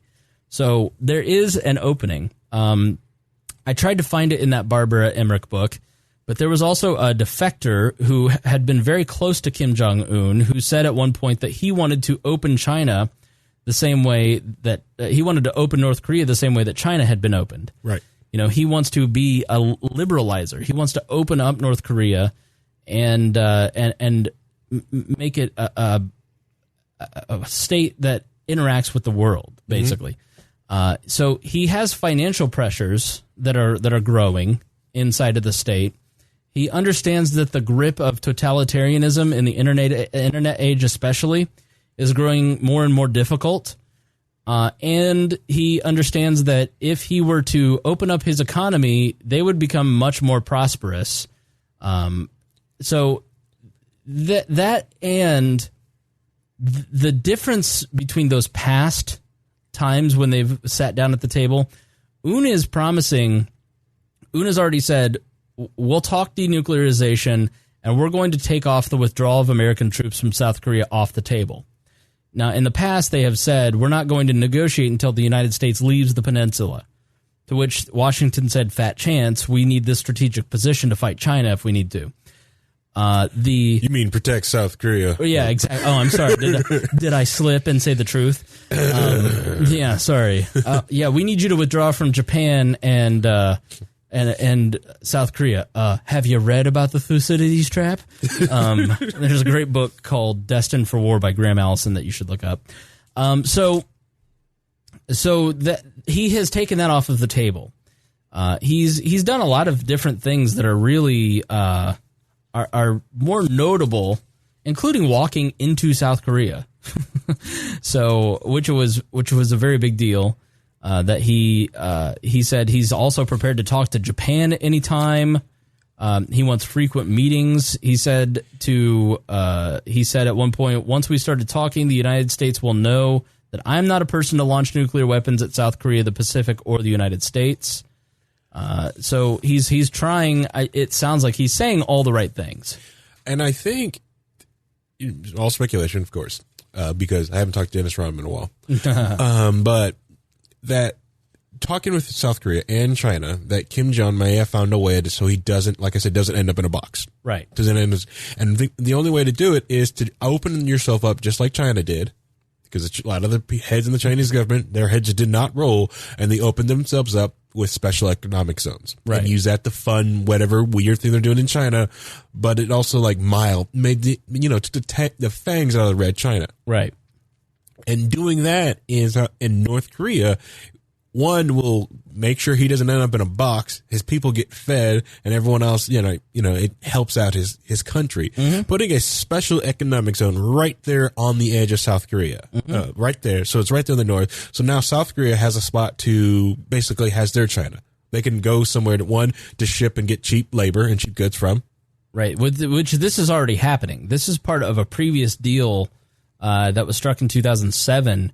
There are little zones along the DMZ where South Korean companies go and, they basically hire cheap labor to compete with Chinese labor. And that's part of what they'd like to do more of. Right. North Korea and South Korea. And when you also bring in Western capital in that type of style, you also have the ability to also bring in food because they do have shipping ports. Right. And that also bring in one fish and one just fishing style because a lot of the problems is North Korea, they just don't have people who are trained fishermen anymore. Right. They're running low on them. A lot of those were old men and they're dead now. Yeah. So bringing in skill, because people will, one, take the young guys or young trained professionals or people who aren't trained in other skills, but, they've got good backs and hands. They can train to be fishermen. It's all this other, and it allows them to basically keep living. And once it's open up, it's because of the internet and the way communications is now in 2018, it won't allow them to be locked up the way they are anymore. Right. You can't do that anymore. Right.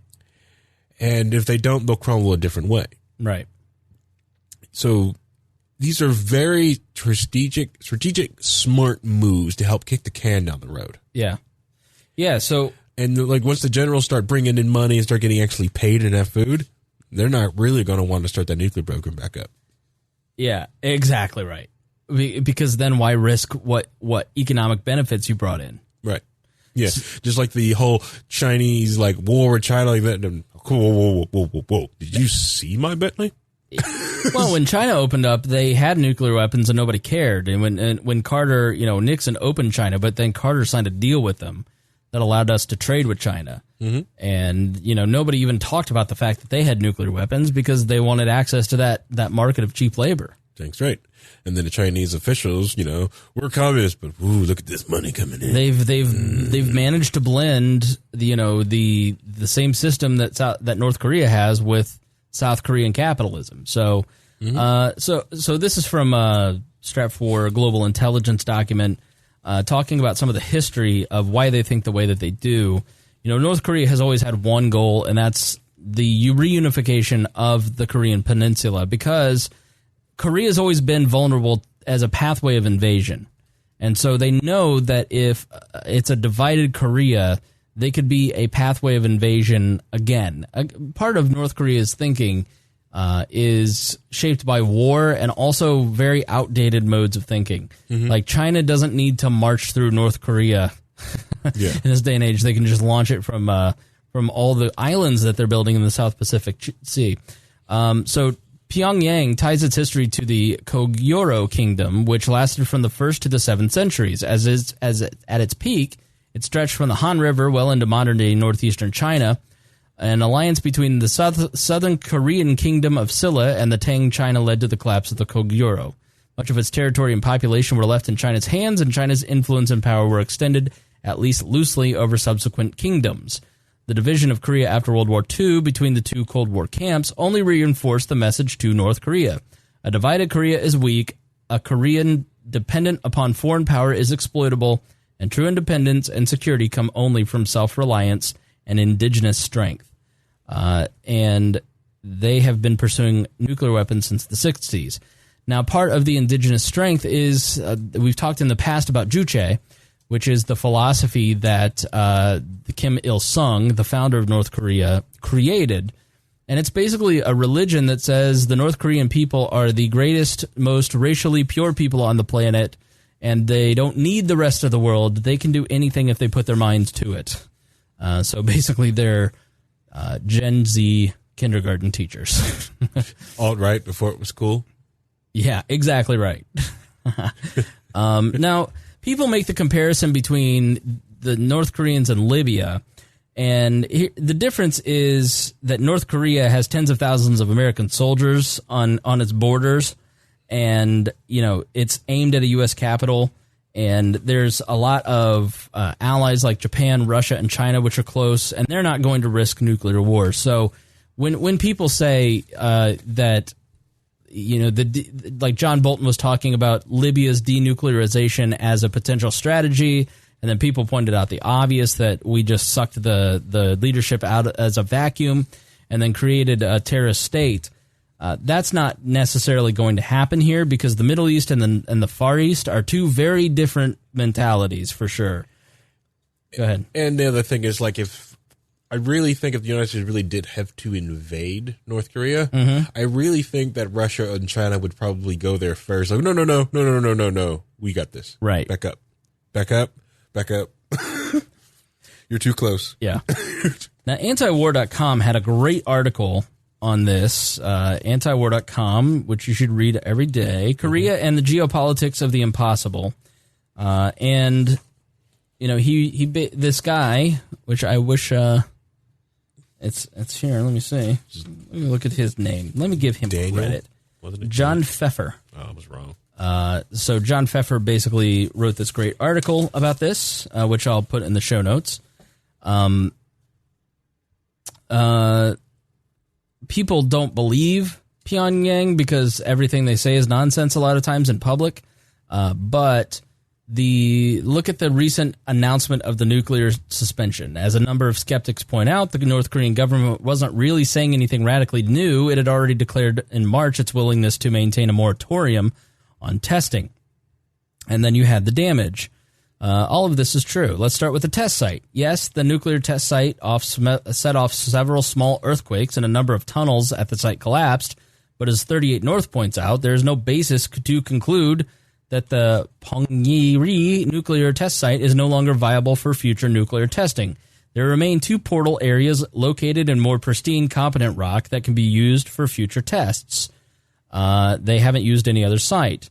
As for the moratorium on testing, Victor Cha says, this is not a denuclearization statement. It is a statement that North Korea can be responsible as a nuclear weapon state. So they're basically saying, like, hey, we can self-police ourselves. We know how to take care of this. It didn't make the discontinuation of testing contingent on anything else. Granted, it can be reversed, but it's still an important signal of the willingness to negotiate. So they voluntarily said, we'll denuclearize, or we'll start working towards that. In the document that they put together, it's the first time the North Koreans have actually agreed to denuclearization. So he kind of talks about for Moon to succeed where his predecessors failed, he should pursue 3 principles. Quid pro quo. First, the South can't simply buy the North's participation as Kim Dae-jung initially tried. For this third attempt at reunification to work, it must have something in the South. There must be something in it for the South as well. Right. Because South Koreans, their politicians, their people need some benefit as well. And he talks about the Kaesong industrial complex that serves as the equitable approach where tens of thousands are provided jobs and training for North Korean workers as well as a cut of the pie for the North Korean government, and South Korean companies get cheaper labor. Second, Moon needs to get bipartisan support in his country because without bipartisan support, it's going to be very difficult for him to succeed because some others have failed as you've transitioned administrations in South Korea. It's all fallen apart. Yep. He should also welcome more international thought. But he writes, Korean steps towards peace, denuclearization, and reunification also should have substantial civil society buy-in from groups in South Korea, their counterparts in East Asia, and like-minded groups in Europe and North America. It's going to be an international agreement, kind of like the Iranian agreement. So yeah, there's a lot at stake here, and man, do you think Donald Trump can do it? Because he could go in there and want a win, and you hear all these pundits talking about, it's about what are we going to get out of it? What are we going to get out of it? How about we like denuclearize? How about you just be happy with the fact that there's peace on on the Korean Peninsula. Yeah, about that. And so Donald Trump has a few chips to play. First, we have U.S. sanctions. All right, the U.S. sanctions, I mean, these run deep. Like, I was looking at the list. We've mentioned North Korea and blocked North Korean trade in the Export-Import Bank of 45, Bretton Woods of 45, the UN Participation Act of 45, State Department Basic Authority Acts of 56, the Trade Act of 74, the Export Administration of 79, the Iran, North Korea, Syria Non-Proliferation Act of 2000. This is 1, 2, 3, 4, 5, 6, 7, 8, 9, 10, 11, 12, 13, 14, 15 different, including the return of North Korea to the state sponsors of terrorism in 2017. So there's a lot of U.S. sanctions, and those probably are not going to get touched. But there's a lot of resolutions in the United Nations, starting with the Security Council Resolution 1718 in 2006, 2017, and a bunch of sanctions last year that really can hurt and cripple their economy, because what it does is it affects the ability to trade. The UN sanctions affect their ability to trade with China, Russia, South Korea, Vietnam, and other countries that don't necessarily have the moral issue with trading with North Korea that we do. So look for the North really to focus on those UN resolutions, and that's something that Donald Trump can really play with. Yeah. So yeah.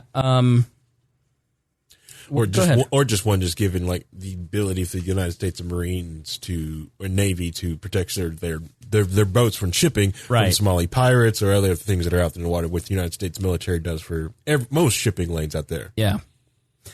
I want to read this entire article because it's so good, but I'm not going to, okay? Because it's long, and it's at theamericanconservative.com, written by Peter Van Buren. What if Kim Jong-un is looking to liberalize? Oh, yeah, go ahead. Yeah, just sit back in your chair. He basically starts out talking about Deng Xiaoping, who in 1979 rose to power and then started to open everything up. And Deng signed an agreement with President Jimmy Carter that covered his security needs, diplomatically papered over long-simmering political issues like the status of Taiwan, and allowed him to introduce changes that led to China's economic ascendance. A key sign that Kim is headed the same way is the extraordinary number of concessions he's made in the upcoming summits. He's seeking a formal end to the 50 war. So when you hear all these, like the Chuck Todds of the world going, we've given them a meeting with the president and we've gotten nothing in return. That's just not true. It's just flat out not true. And it is Washington groupthink. Sounds good. Yeah, which we'll get to in a moment, but it's not true. He's seeking to end the war. He's going to basically give a massive win to his quote-unquote opponent, Moon, who's also the son of North Korean refugees, ahead of the June 13th elections. He announced denuclearization, and he'll no longer insist that we remove our troops. Trump could never agree to troop reductions at this early stage and could never move into a summit if denuclearization was non-negotiable. Kim also announced the end of his signature domestic policy, the parallel advance of defense and domestic economy. His father only promoted the defense, called Sogun, where basically his domestic policy was solely focused on building their military. And then Kim Jong-un came in and said, we're going to build our military and our domestic economy.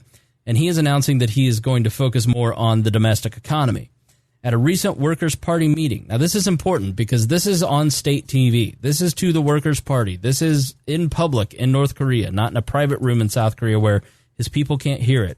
He said it was time to focus on the nation's resources on rebuilding its economy, a clear signal to domestic elites that he is aware of their desire for a better life.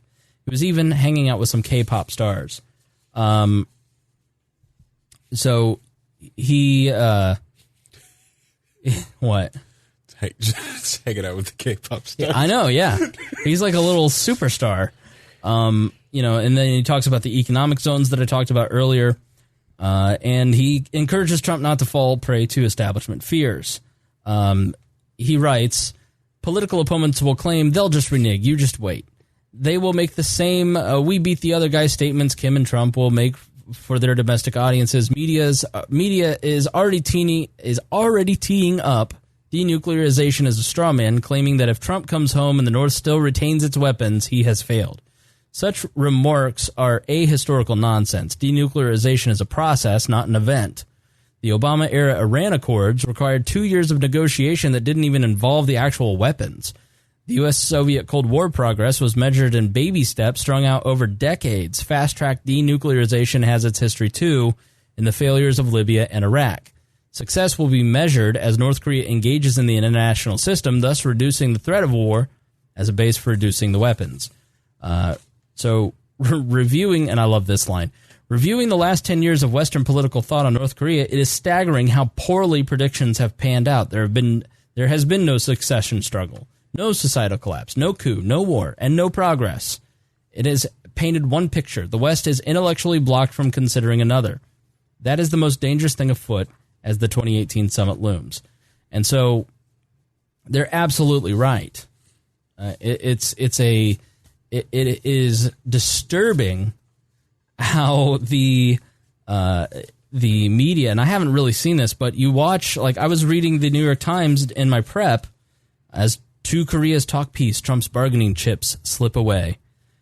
Listen to this paragraph. The talk of peace is likely to weaken the two levers that Mr. Trump used to pressure Mr. Kim to come to the bargaining table. A resumption of regular diplomatic exchanges between the two Koreas, analysts said, will inevitably erode the crippling economic sanctions against the North, while Mr. Trump will find it hard to threaten military action against a country that is extending an olive branch. So the thinking in this news article is that it's a bad thing that Donald Trump can't threaten them with military action anymore because the North and South are talking and America is engaging in peace talks with them. Isn't peace talks the goal? Depends on where you get your IRA at. I guess. Okay, if your IRA is in like Stratford, Boeing, right? You're like, oh, what are you doing?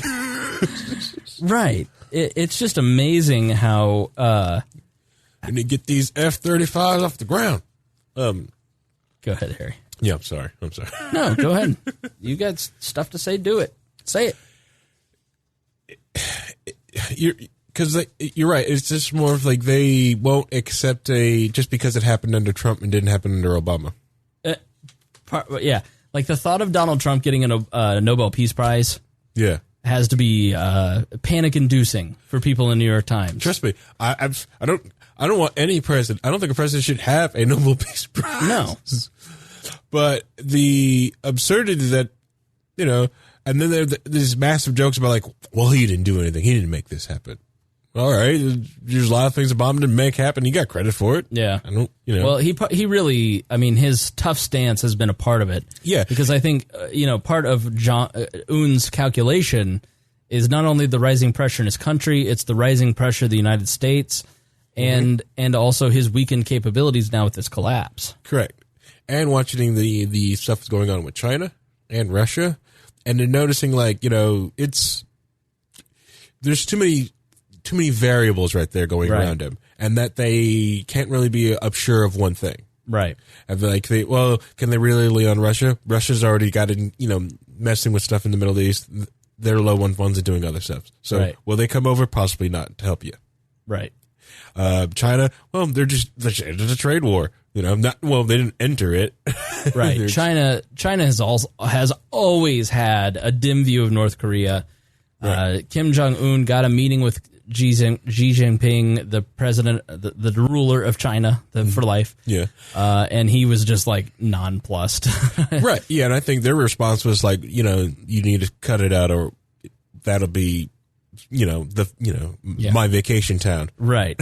Exactly right. I'm going to turn that to my little vacation country. Yeah. Go ahead. That's the other thing, like the ridiculous of it is like the way they're already swinging it, and but the other thing is smart because one, this president is brand new.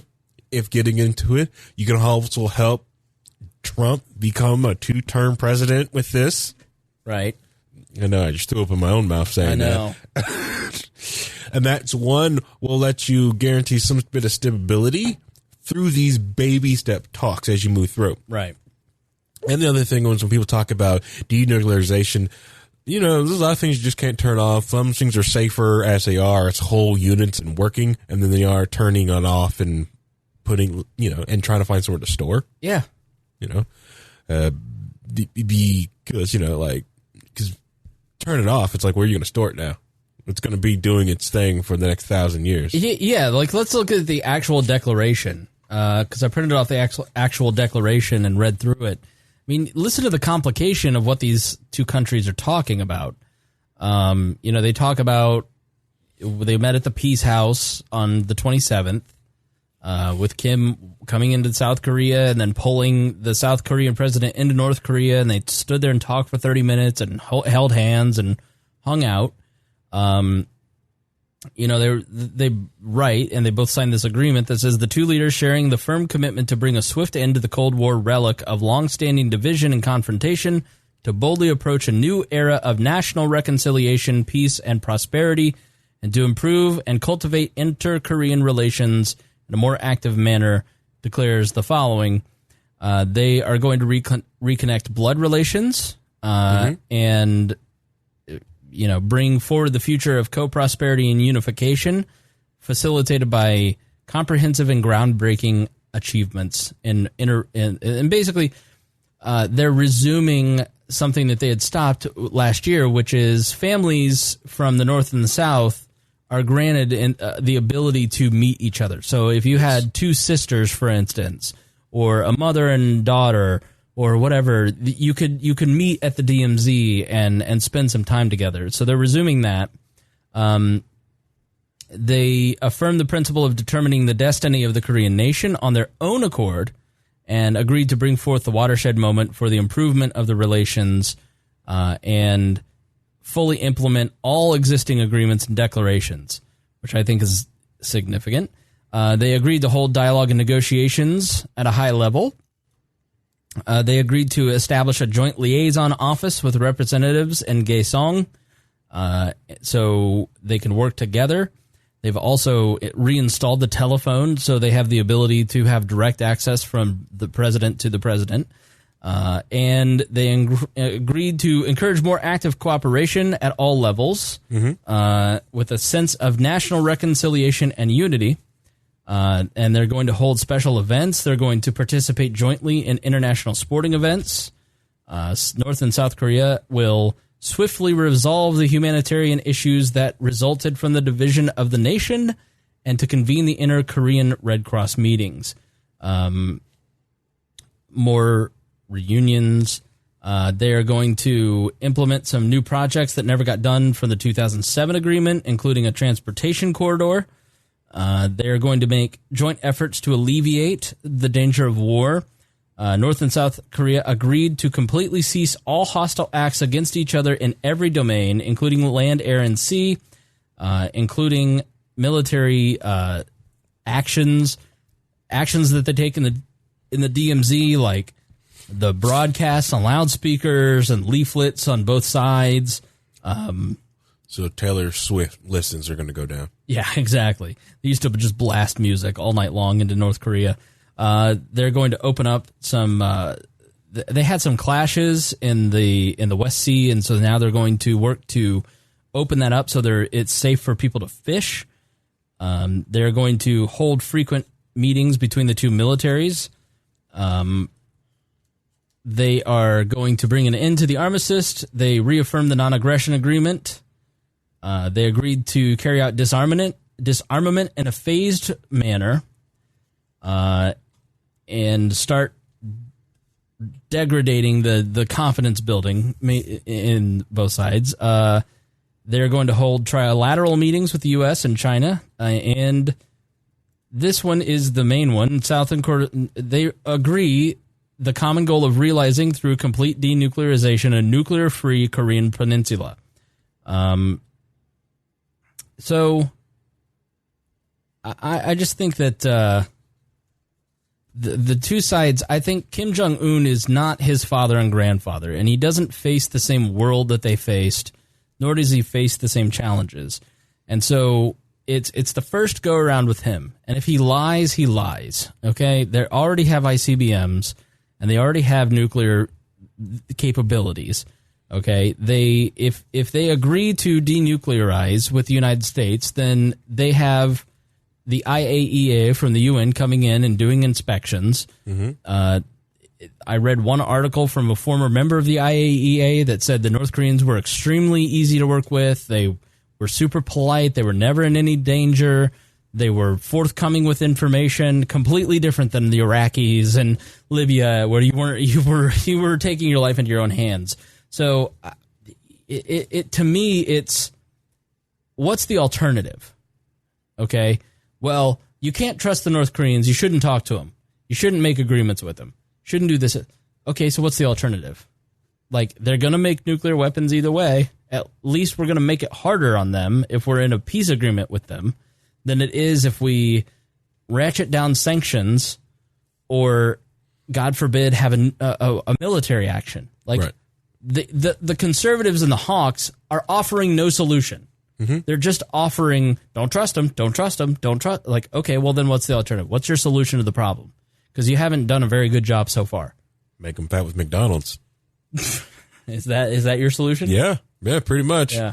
Kind of hard to fight a war if you're shoving your face full of Big Macs. Didn't Kim say he wanted to bring McDonald's to North Korea? Yes. Yeah, I just look at the foreign policy establishment of this country and in the media is out of control. They don't, like, I look at this and I see something completely different than what these people see. And I don't get it. Like, how could these people be lusting for war the way that they are? I don't know. Like I said, it all depends where your IRA is at. Right. Yeah, so Mark Landler in the Times, this is from The Nation. South and North Korea prepared to discuss an end to the Korean War. This was also a really, really well-written article. And they basically talk about, in the latter half, the pessimism and the consensus and how it just was all basically the mainstream media is trying to push us into a war when they want peace. Yeah. So check that out in the show notes. Yeah. So. Which was crazy to watch. Like, just the video. I remember watching the video on Facebook, scrolling down and watching the two leaders meeting on the border, shaking hands, holding hands, and then watching Kim cross over. Yeah. I was blown away. It was awesome. I didn't think what I was watching was real. Last year was one of the scariest times in all of the relation. I mean, I was researching it, so when we went to war with them, yeah, I understood them. Yeah, consider, like, most of us, like, around our age group, most of us was made aware of really how with the issues of North Korea because of Channel 1 News and Lisa Ling. Yep. That's like, oh, what's North Korea? Oh, it's just some doofy. Whoa, what did they do? And then here it is now. Yeah. So good stuff. Yeah. So that is good news to balance out the bad news at the beginning. Carly did post some other notes and stuff like that. Okay. I went ahead to copy and put that on the trailer card and marked you already. All right, cool. Yeah, we'll put that in the show notes. Carly from earlier, who was giving us some information, we'll have some further information there. Now, I just mentioned a Nation article, and here's a Mother Jones article.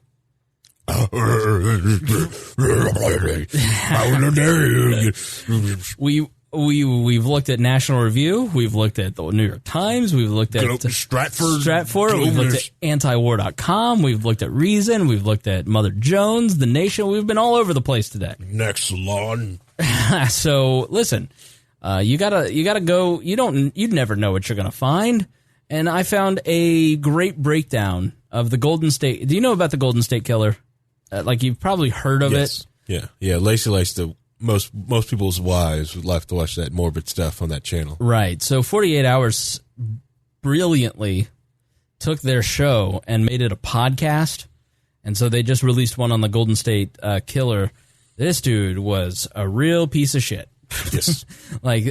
He is the guy that they have in custody now is 72-year-old Joseph James D'Angelo, and he was a police officer who committed crimes across California in like 20 different jurisdictions, raping, murdering, raping young women, like 13-year-old girls.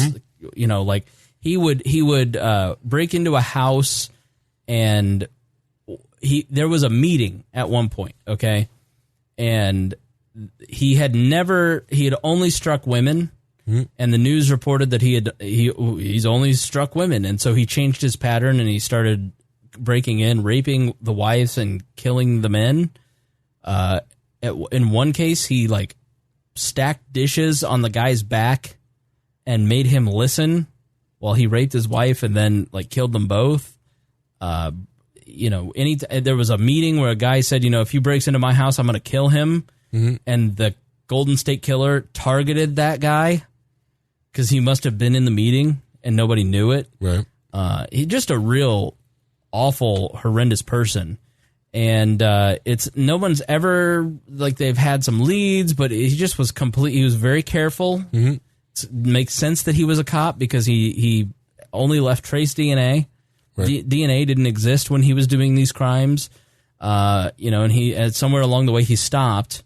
And Patton Oswalt's wife, Michelle McNamara, who passed away, wrote a book, and it's supposed to be a really well-written book about the Golden State Killer, which kind of brought attention back to the case.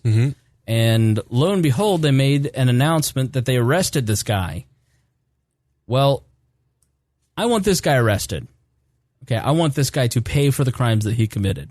But I'm also real creeped out how they did it. And I think it opens up a larger ethical discussion. Investigators tracked him down through public genetic profiles posted online by his family members. Now, it wasn't 23andMe. It wasn't the Ancestry stuff. It was GED Match. And I guess you can download your information from the 23andMe and upload it to GED Match, which is an open source, you know, pre-23andMe genealogy thing where you send and you can, and so somebody had uploaded the stuff and the genetic codes matched with the DNA sample that they had. So, so this person who they're interviewing, author of Inside the Cell, The Dark Side of Forensic DNA, New York law professor Aaron Murphy, basically said, you know, what California did is they allow familial searches, so in its convicted offender database, and so they probably searched that, didn't get a match, and then they don't know how they exactly got the genetic code into GED Match. Like, you have to spit into a vial with Ancestry and 23andMe. Obviously, if you've got DNA from 25 years ago, it's not going to work. So somehow they got it in there and they found a match, and then that led to leads that then traditional police work led to the to this person. 23andMe has 7 million profiles. So one thing that it's a good thing they caught this guy. But I think that the reason I wanted to bring this up, and you don't have anything to worry about if you've done nothing wrong, Harry. That old gag, which I agree with. If you didn't rape and kill many, many people in the 70s and 80s, right, you wouldn't be in prison. But there's also a larger privacy concern that if you don't like the fact that Facebook shares your email with advertisers, then you probably should be more careful about your entire genetic code being uploaded to an internet. But if you share, DNA with some criminal, you don't control them. Exactly. And they upload, just like you don't have control of some friend of yours on a social media platform that decides to do some stupid quiz. Right. And so she says 23andMe only responds to legal process inquiries. They will not voluntarily expose information about their clients, so they're kind of shielding information. But has anybody really pushed 23andMe and Ancestry on how they're protecting this information?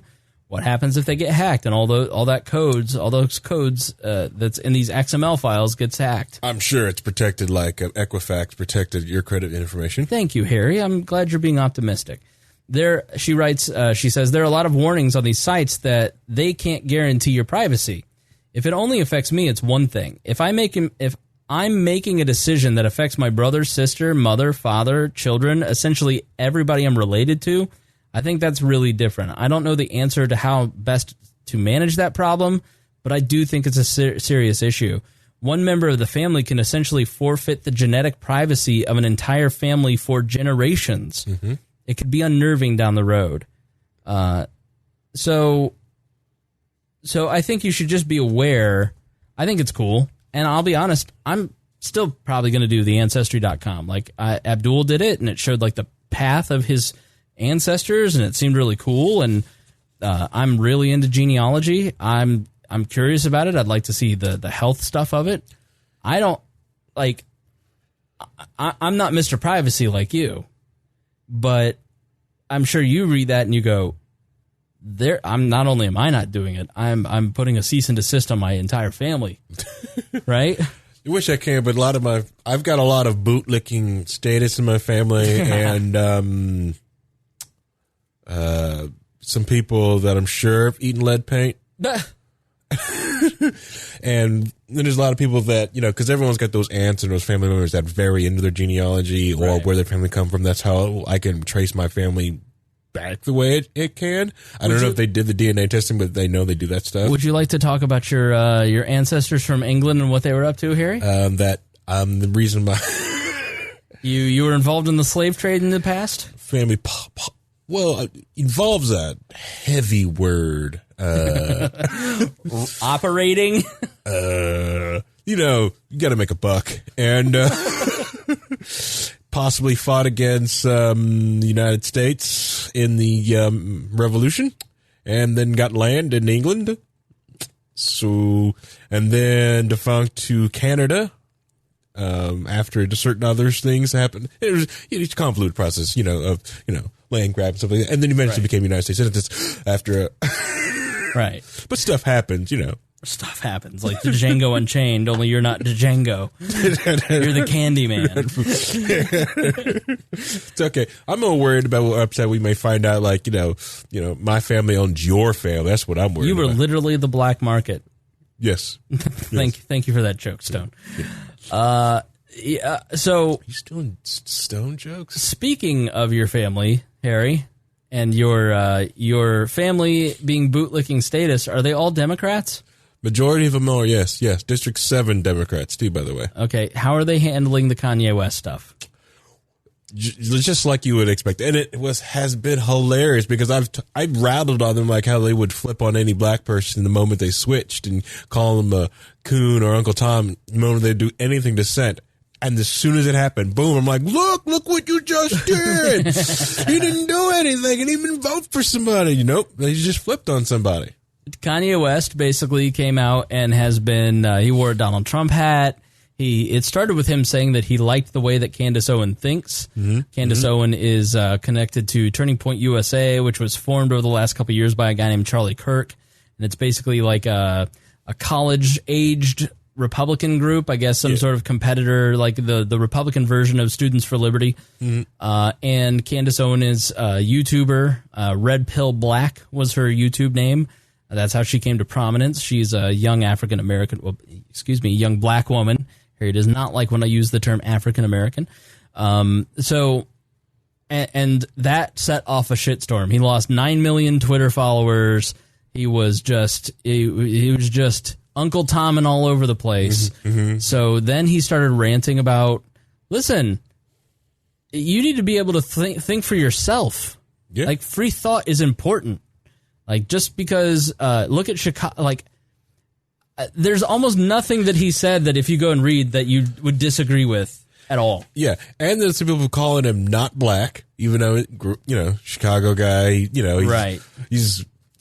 He grew up middle class-ish.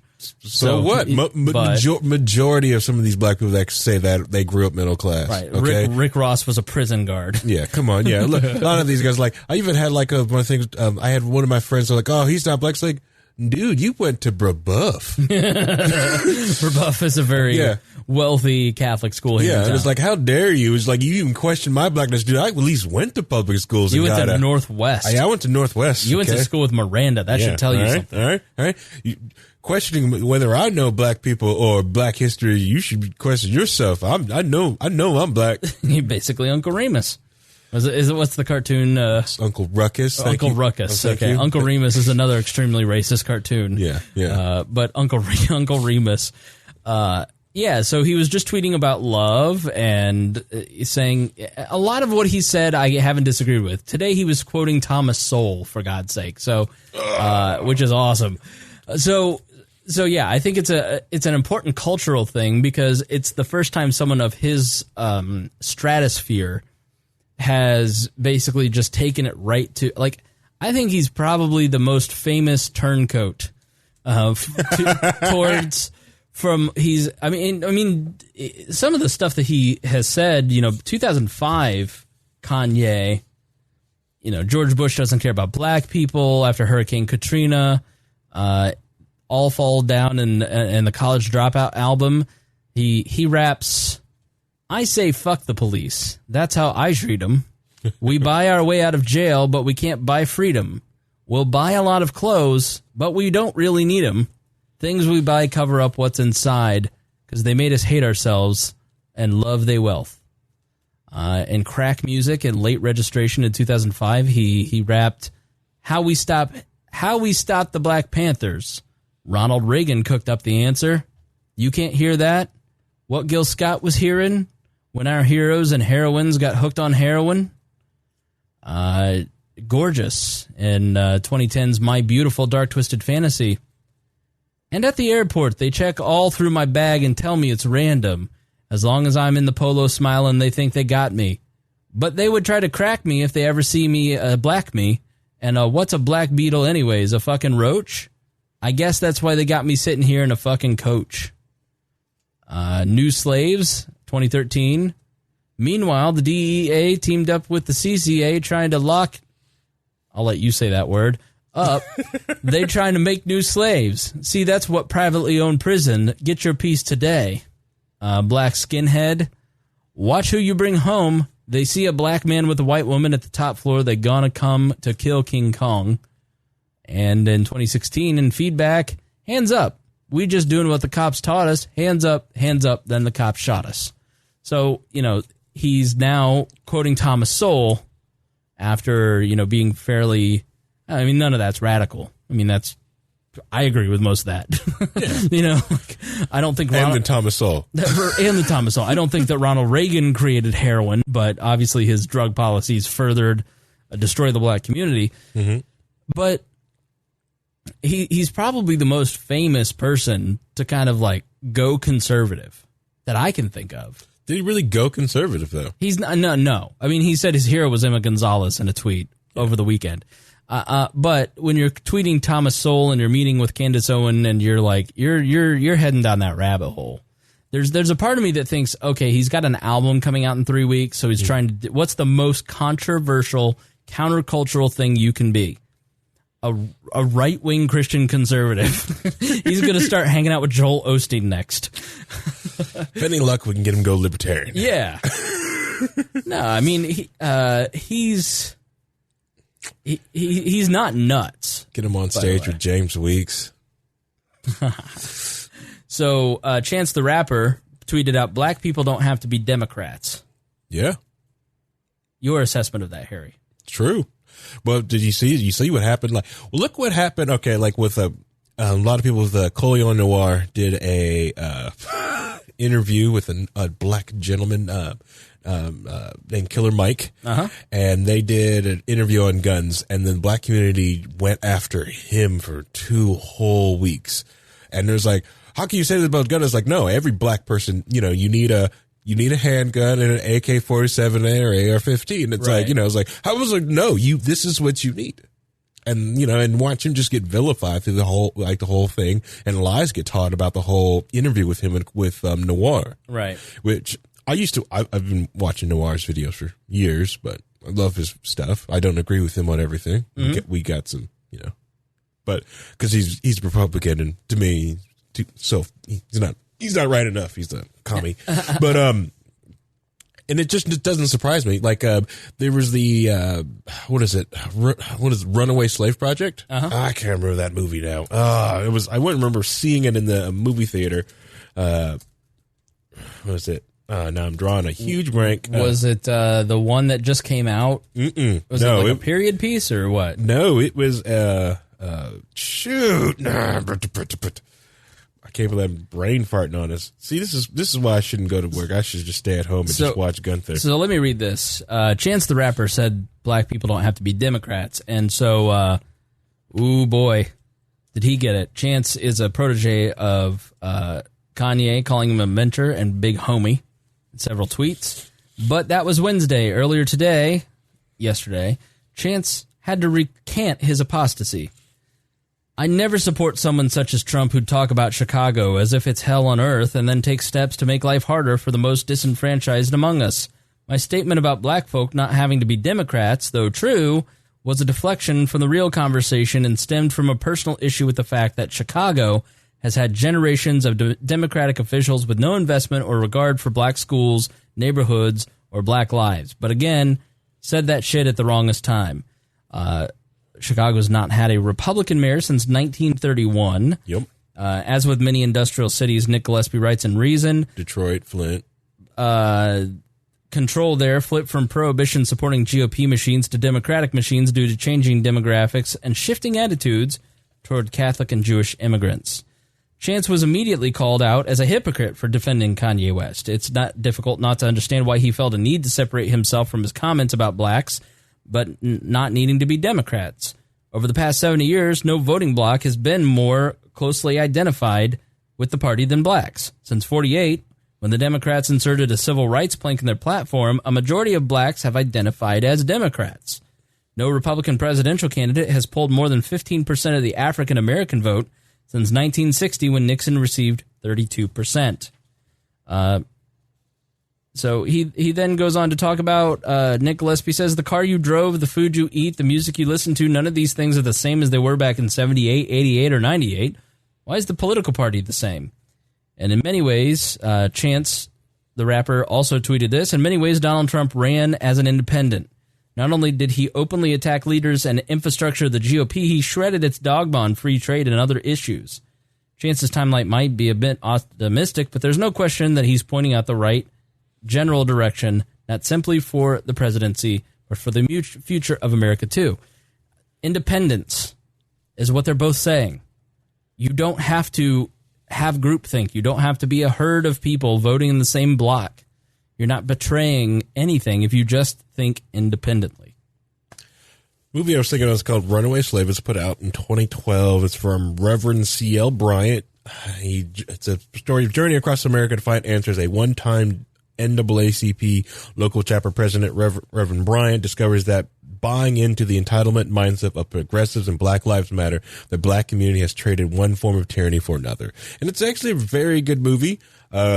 He was showing like some really good forms of like in Atlanta, where just the same blocks where blacks were traded as property. You see blacks still sitting on there from the from the whole like being on the sucking on the teeth of the United States government and being sit there in the situation that they are from Democratic policies. Mm-hmm. And it's, like I said, it was a very interesting movie. It's free to watch on Prime right now. So if you are a Amazon Prime member, you can go ahead and watch Runaway Slave. Put that in the Trello for me. Okay. And I'll make sure to link that in the show notes. Yeah, I think a lot of what Kanye is saying, I think most of us would agree with.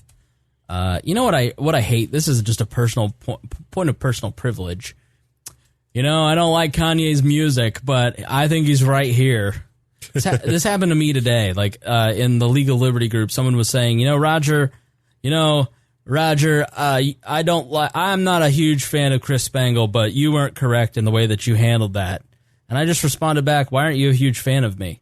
The person was thoughtful enough to just reply back and say, I was throwing you under the bus to gain cheap political points.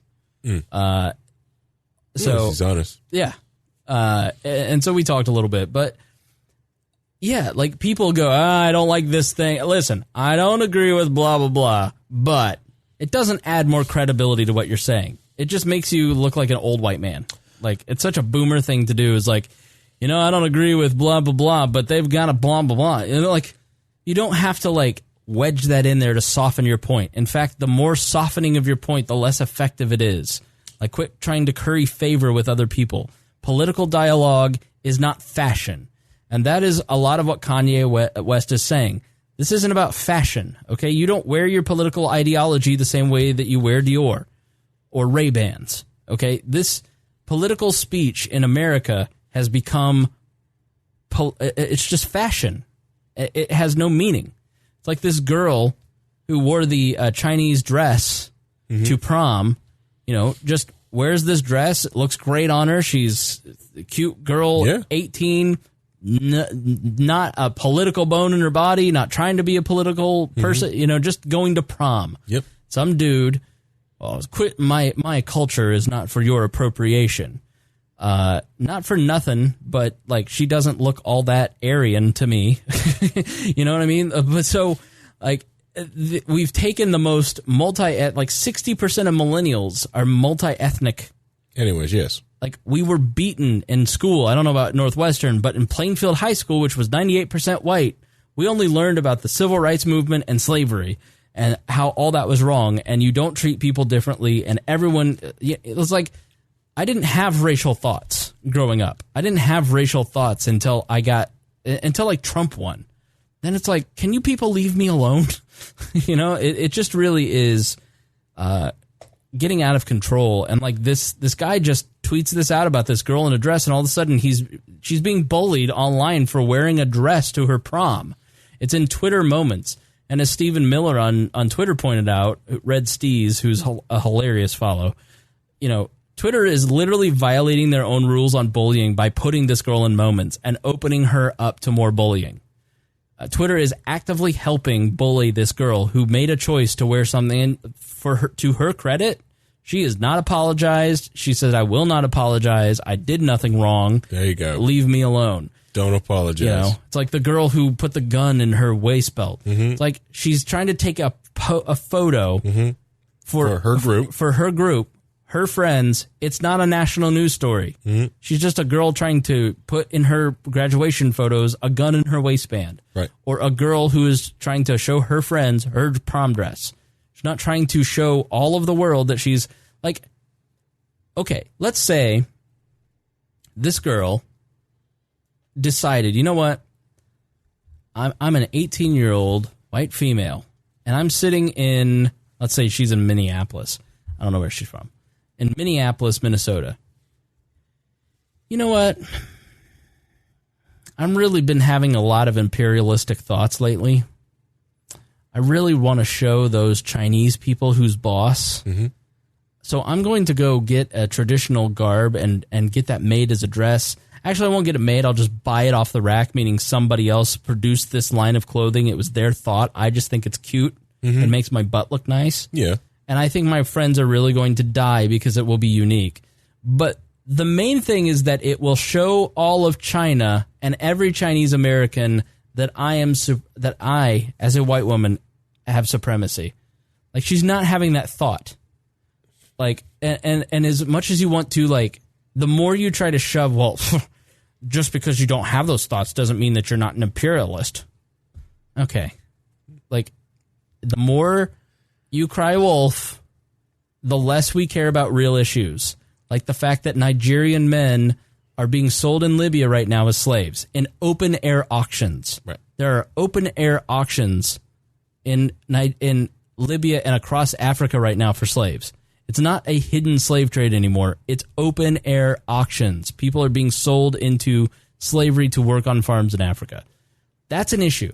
That's an issue we should care about. That is an issue that involves race, that involves discrimination, that involves imperialism, like all the stuff that you're fighting about. But when you have us focused on a girl's dress, we don't give a shit when you actually cry wolf, social justice warriors. Listen here, colonizer. Stay in your lane. All right, I'm sorry. Take your bland potato salad that no one wants, My Karen. white privilege is spewing all over the place. Nobody wants your bland-ass potato salad. Right. Okay, you stay over there, colonizer. All right? Got to make sure you don't go off anywhere and do things because we give you an inch, end up in India, taking tea and stuff. Give us an inch, we'll take all of the Near East. Yep. You know, okay, all right. Hey, I saw that TV show. I saw what happened when someone gave an idea, Julius Caesar the idea of the New World. He just took over all that too. Okay, all right. By the way, you know, I'm speaking of what is it? Legends of Tomorrow's a CW show. Never seen it. It's a great show. It's pretty awesome. Julius Caesar got a book of the fall of Rome, and he's like, "We're gonna march on Rome now. We're gonna go visit Brutus first." Nice. Not necessarily historically accurate, it sounds like. Oh, no. The fact that he can read English is... Harry, I would love for you now to explain all the reasons you're an Uncle Tom. Because I like to protect black people. Oh, I'm sorry. I actually read the book.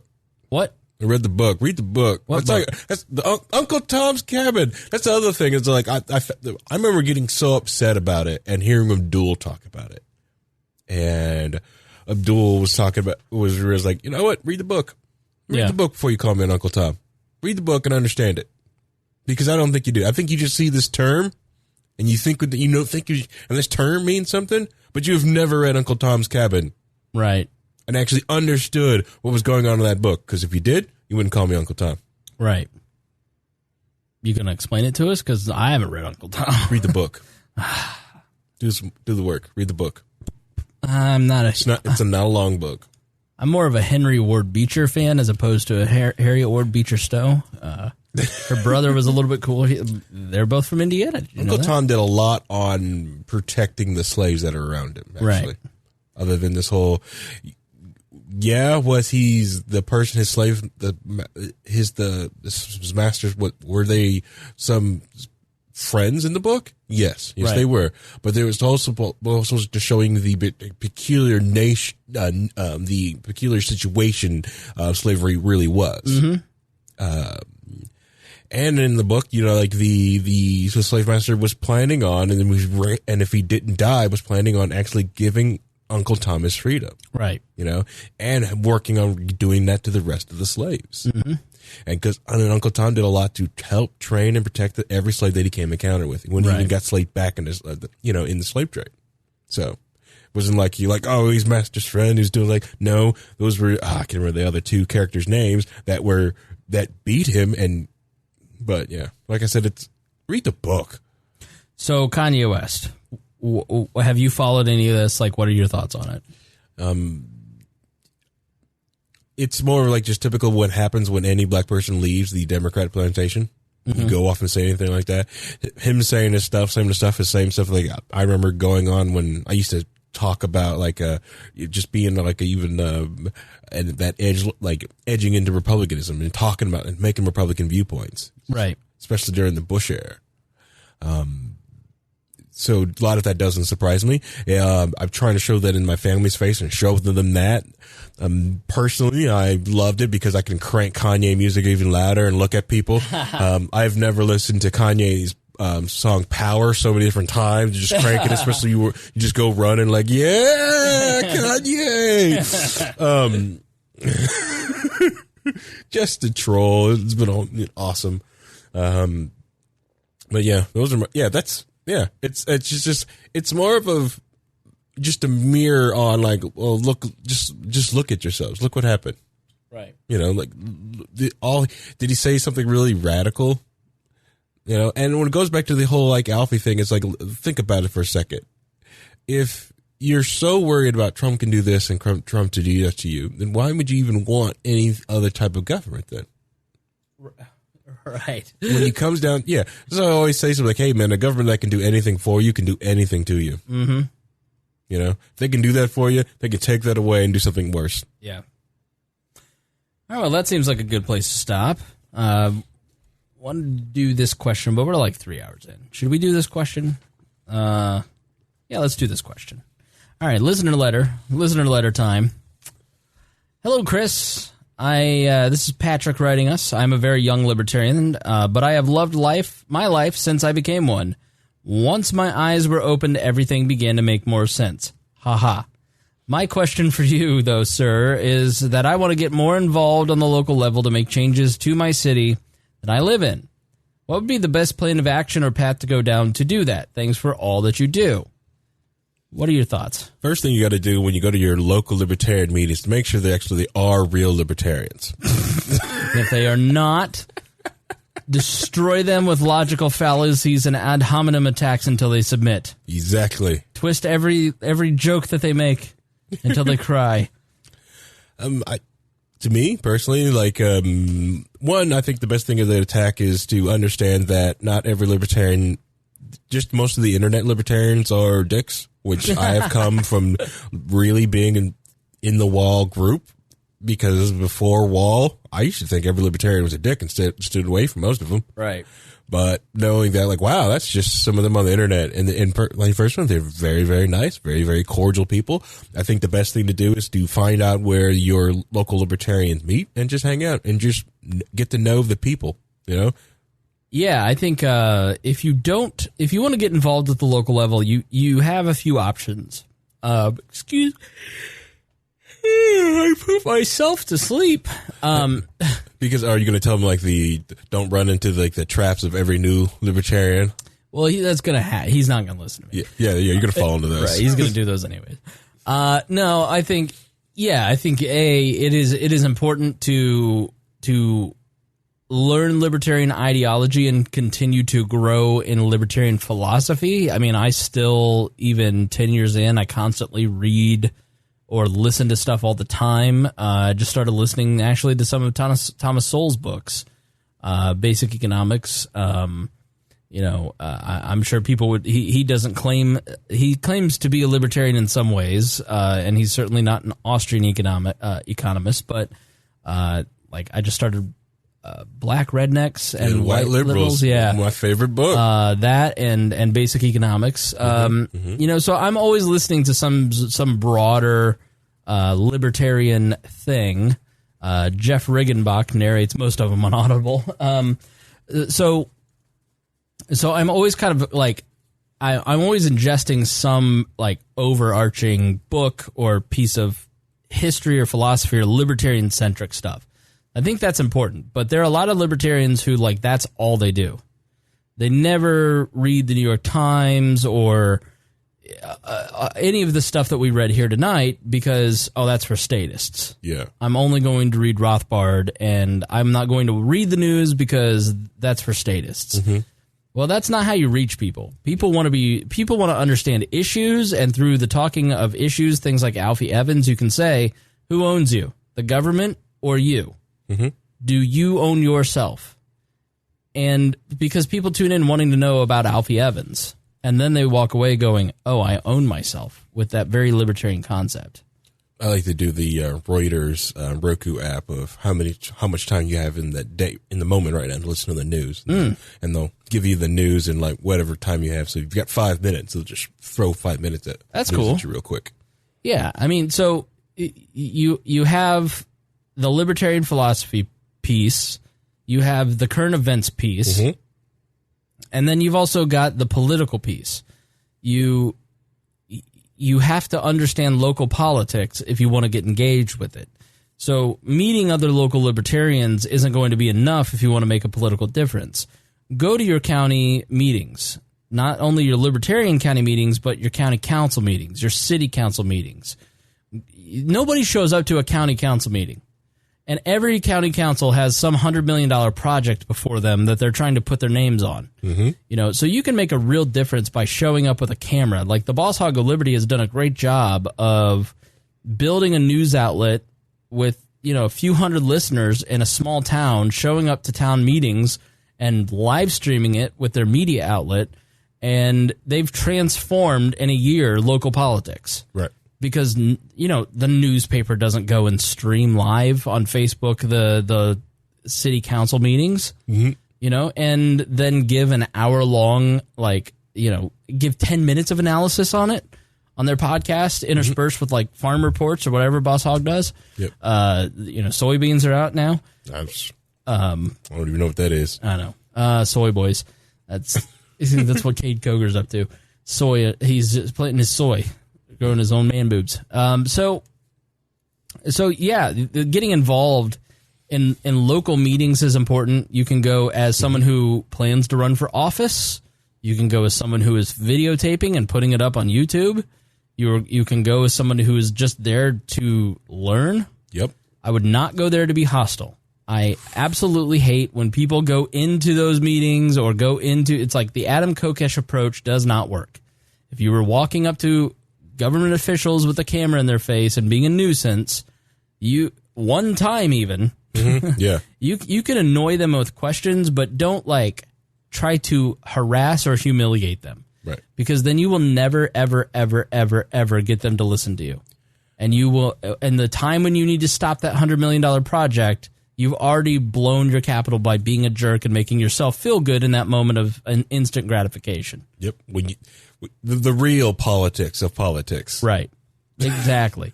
So the more you're around, I would listen to Boss Hog of Liberty because I think they've done a great job. You won't find a lot of the discussion relevant, but I think you'll find the tactics relevant.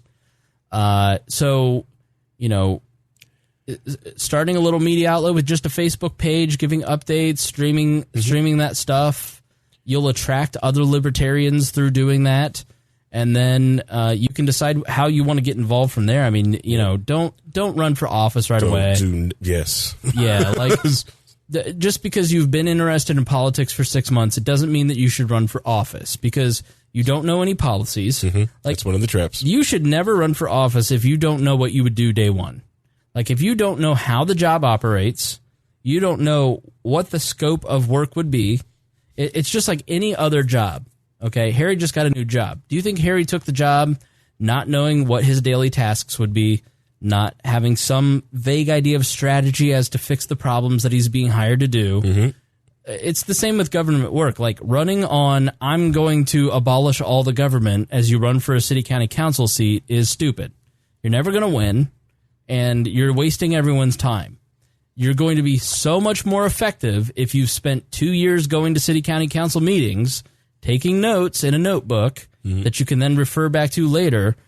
You know all the players. The local political establishment says, I disagree with him on some stuff, but he's a good guy. The Marion County Republican chairman was at work today. Yeah. And he told one of the, he's a good guy. And it's because I don't treat him like a dick. Yeah. Like this is a person I have significant disagreements on around drug laws, for instance. But this guy respects me. And so if I sat down and had a conversation when I needed to about X, Y, and Z, he listened to me. And it's because I haven't been a dick to him. And I've been around for 10 years, engaged in the process. Other people who are engaged in the political process respect other people engaged in the political process. Even if you're on different sides, you respect the fact that they're still showing up too. Like me and my Republican friends and Democrat friends, like you'll probably see it on my social media. It's like we still tease each other. We still give each other shit, but I still respect them, and they respect that I've made some contributions too. So, you shouldn't run for office if you don't know the people that you'd be working with. You don't know the policies that you try and enact. You don't know the job description. And if you think that you're going to run on vague libertarian philosophy and win, you're not only going to not win, you're going to lose, and you're going to make the party and the entire ideology look bad because you're not being relevant. The reason that you love We Are Libertarians, especially if you've made it this far into the episode, is that it's relevant. I make the content relevant to what you want to hear. And every time the content isn't current events, my downloads are half of what they normally are. Like, You know what I mean? Like if it's a vague philosophical discussion, you guys don't download that episode. You download Alfie and you download the things that you find relevant because that's what you and your friends are interested in that moment. And relevance is just very important. Especially like when you're talking about like knowing what's going on. and knowing what's up. Take what James Neese has done in District 4 when he wants to talk about drug laws. The way he brings it into the discussion because of the way his constituents, when he does win, is that if Indiana does not get ahead of this whole of either medical marijuana or what's the other word I'm looking for? Brain fart. Of industrial hemp, and turn that into a cash crop, we inside all the farming belt will be last. We'll be the only one still just planting corn and soybeans. Everyone else have been on this other cash crop, and then we lose out, and that's losing Indiana jobs and losing Indiana money. Okay, so why it's basically why remove something off the table for an Indiana farmer that could put food on their table and bring money to them, so making it relevant to them. Right.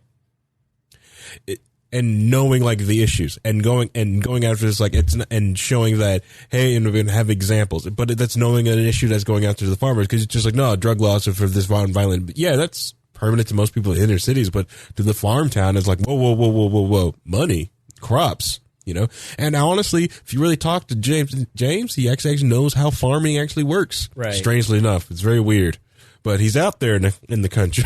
Right. James is killing it. I really need to get him on Thursday because his election's Tuesday. So, all right. Final thoughts for the episode, Harry. When it comes to the Alfie thing and the whole government owning you, to me, I don't want to, I'm always shocked and surprised, one, that people are shocked and surprised that something would happen like that in England. Mm-hmm. It's almost like, to me, you're just not paying attention. Right.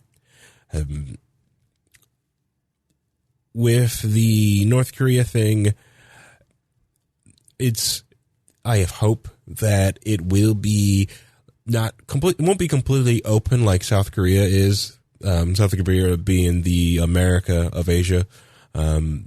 It's more American than anywhere else in Asia, but it probably end up being more China, but more China back in the 80s, right? Than it is China now. Yeah. But it will take a while to get there. And it's neat that we get to see the baby steps, and I watch that go forward and possibly hear these authentic North Korean but be able to hear more of a North Korean authentic experience from the horse's mouth, and then understanding that in 30 to 50 years that no one will hopefully know North Korea like this. Yeah, I mean, we don't think about East and West Germany anymore. No. I mean, that's been 30 years, 20 years? Well, 20 years since it was broken up? Well, you were in public school. You saw the Northeast Germany and West Germany maps on you need to get new maps. But yeah. We were in grade school when they started redoing. I still have a globe, not this one, but I have a globe with the USSR on it. Oh, yeah. I mean, these things change all the time. I mean, there's it's constantly changing, and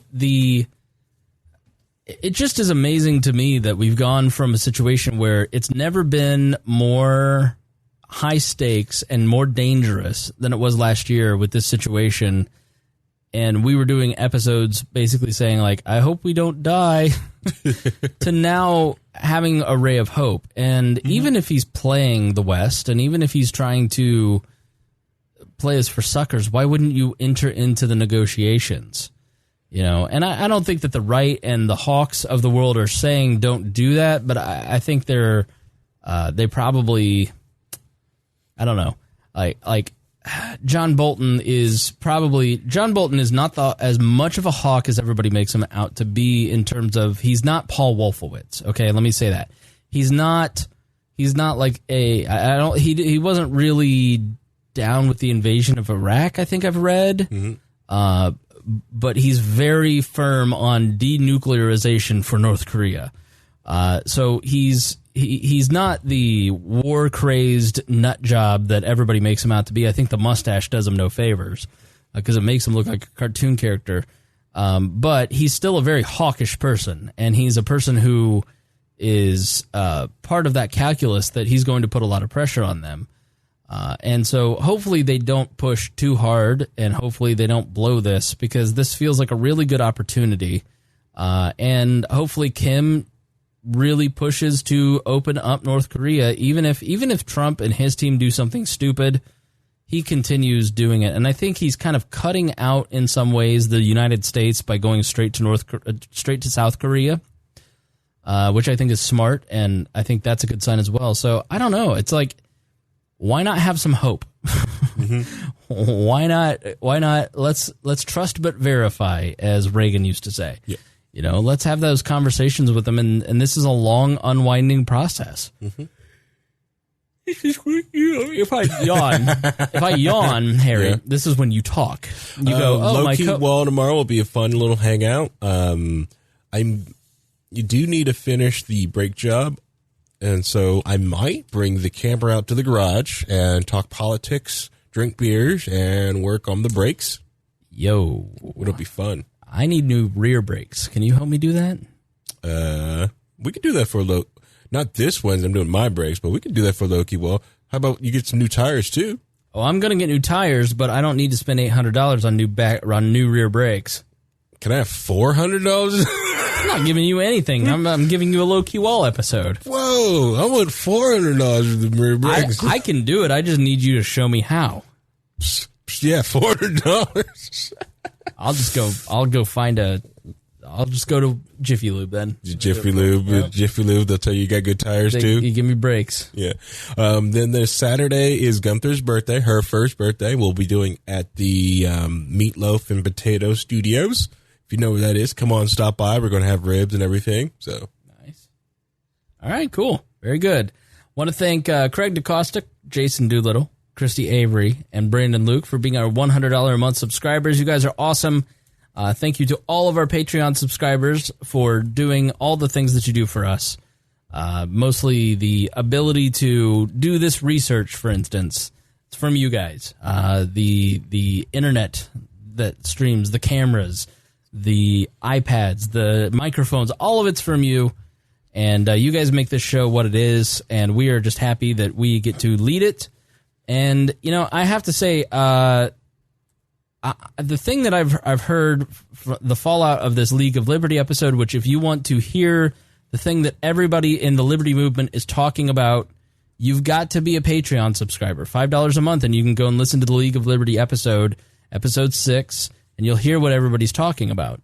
But the Patreon subscribers that have contacted me, you know, the message time and time again is thank you for creating a community where I feel like I fit. You know, as opposed to, I didn't think that any libertarians out there were my people. And I'm so glad that you guys have started the podcast because you're my people. The Discord people are my people. The Facebook group, those are my people. So join our community at wearelibertarians.com. So we want to make a connection. There's 7,000 of you that listen, and we know a few hundred. So we'd love to make a connection with you, so please join our stuff at wearelibertarians.com, starting with Patreon. We give you all kinds of bonus content. There was 20 extra minutes on the show. You didn't hear that 20 extra minutes because you didn't pony up to help pay for what you love. $5 a month. That's not that much at all. Come on. What is even $5 anymore, Harry? What's $10 a month to you? Like going out to dinner was $16 tonight. You know what I mean? Skip one meal and make a difference in the world, right? Yeah. I'm not crazy. Cup of coffee. A cup of coffee is probably like $9 now, right? Yeah. All right. Considering I got to probably buy it as soon as I get to Starbucks. Yeah. All right, guys. Thanks so much for listening on this episode. Thursday, I've got like 2 episodes I'm recording Thursday. I'm going to surprise you. I'm not going to tease it. 2 very cool episodes coming up later this week, and we'll talk to you then. Thanks. Bye, everybody. Thank you for listening to this episode of We Are Libertarians. I'm amazed you made it to the very end, and I appreciate that. And that means that you were a true fan of We Are Libertarians, and any true fan of We Are Libertarians should listen to our other podcasts. We have a whole network of shows. We have The Chris Spangle Show, where I talk about many of my varied interests that aren't political, a lot of podcasting talk. If you're interested in getting involved in podcasting, The Brian Nichols Show. Brian talks to a lot of different folks from the left, the right, the center, the libertarian movement. If you love Weird Libertarians, you will love The Brian Nichols Show. The Boss Hog of Liberty. The Boss Hog has basically created a media empire in his small town and has taken over, along with his co-host Dakota Davis. I think it's really interesting to see how they've built a media network, and I encourage you to do the same. Upward Political Training, it's a podcast where I've put a lot of training for libertarians on how to spread the message. The Cost, this is a podcast where we break down the human costs of government policy, so be sure to check that out. Raw Audio Politics, where basically I take unedited speeches and interviews and stuff that I want to listen to, and I put it in a podcast feed for you. Miranda's World, Miranda is one of the craziest human beings in a good way that I've ever met. She's so entertaining and so much fun, and I think you will love that. And who could not listen to Tad Talk? Tad Western brings you the rootinest, tootinest good time this side of the Mississippi. So be sure to check that out. He's one of the funniest human beings that I know. And if you are chubby and you need to get in shape, then you can't outrun the fork with Brett Bittner, where he talks about keto. Yes, I gave Brett Bittner a show. And you can check out a bunch of other podcasts at libertarianpodcasts.com. I have put together all of my favorite libertarian podcasts up there at libertarianpodcast.com, including our friends Lions of Liberty, The Lava Flow, the Johnny Rocket Launchpad, the Scott Horton Show is one that I definitely think you should be listening to. So go check that out. Lots of great libertarian podcasts out there. You may not know where to start. Start there. And we've also got a comprehensive list of all the libertarian podcasts I can find. Thank you for listening, and if you love We Are Libertarians, please check out all of our shows at WeareLibertarians.com. Thank you for listening to the We Are Libertarians Network. Get our other shows at WeareLibertarians.com.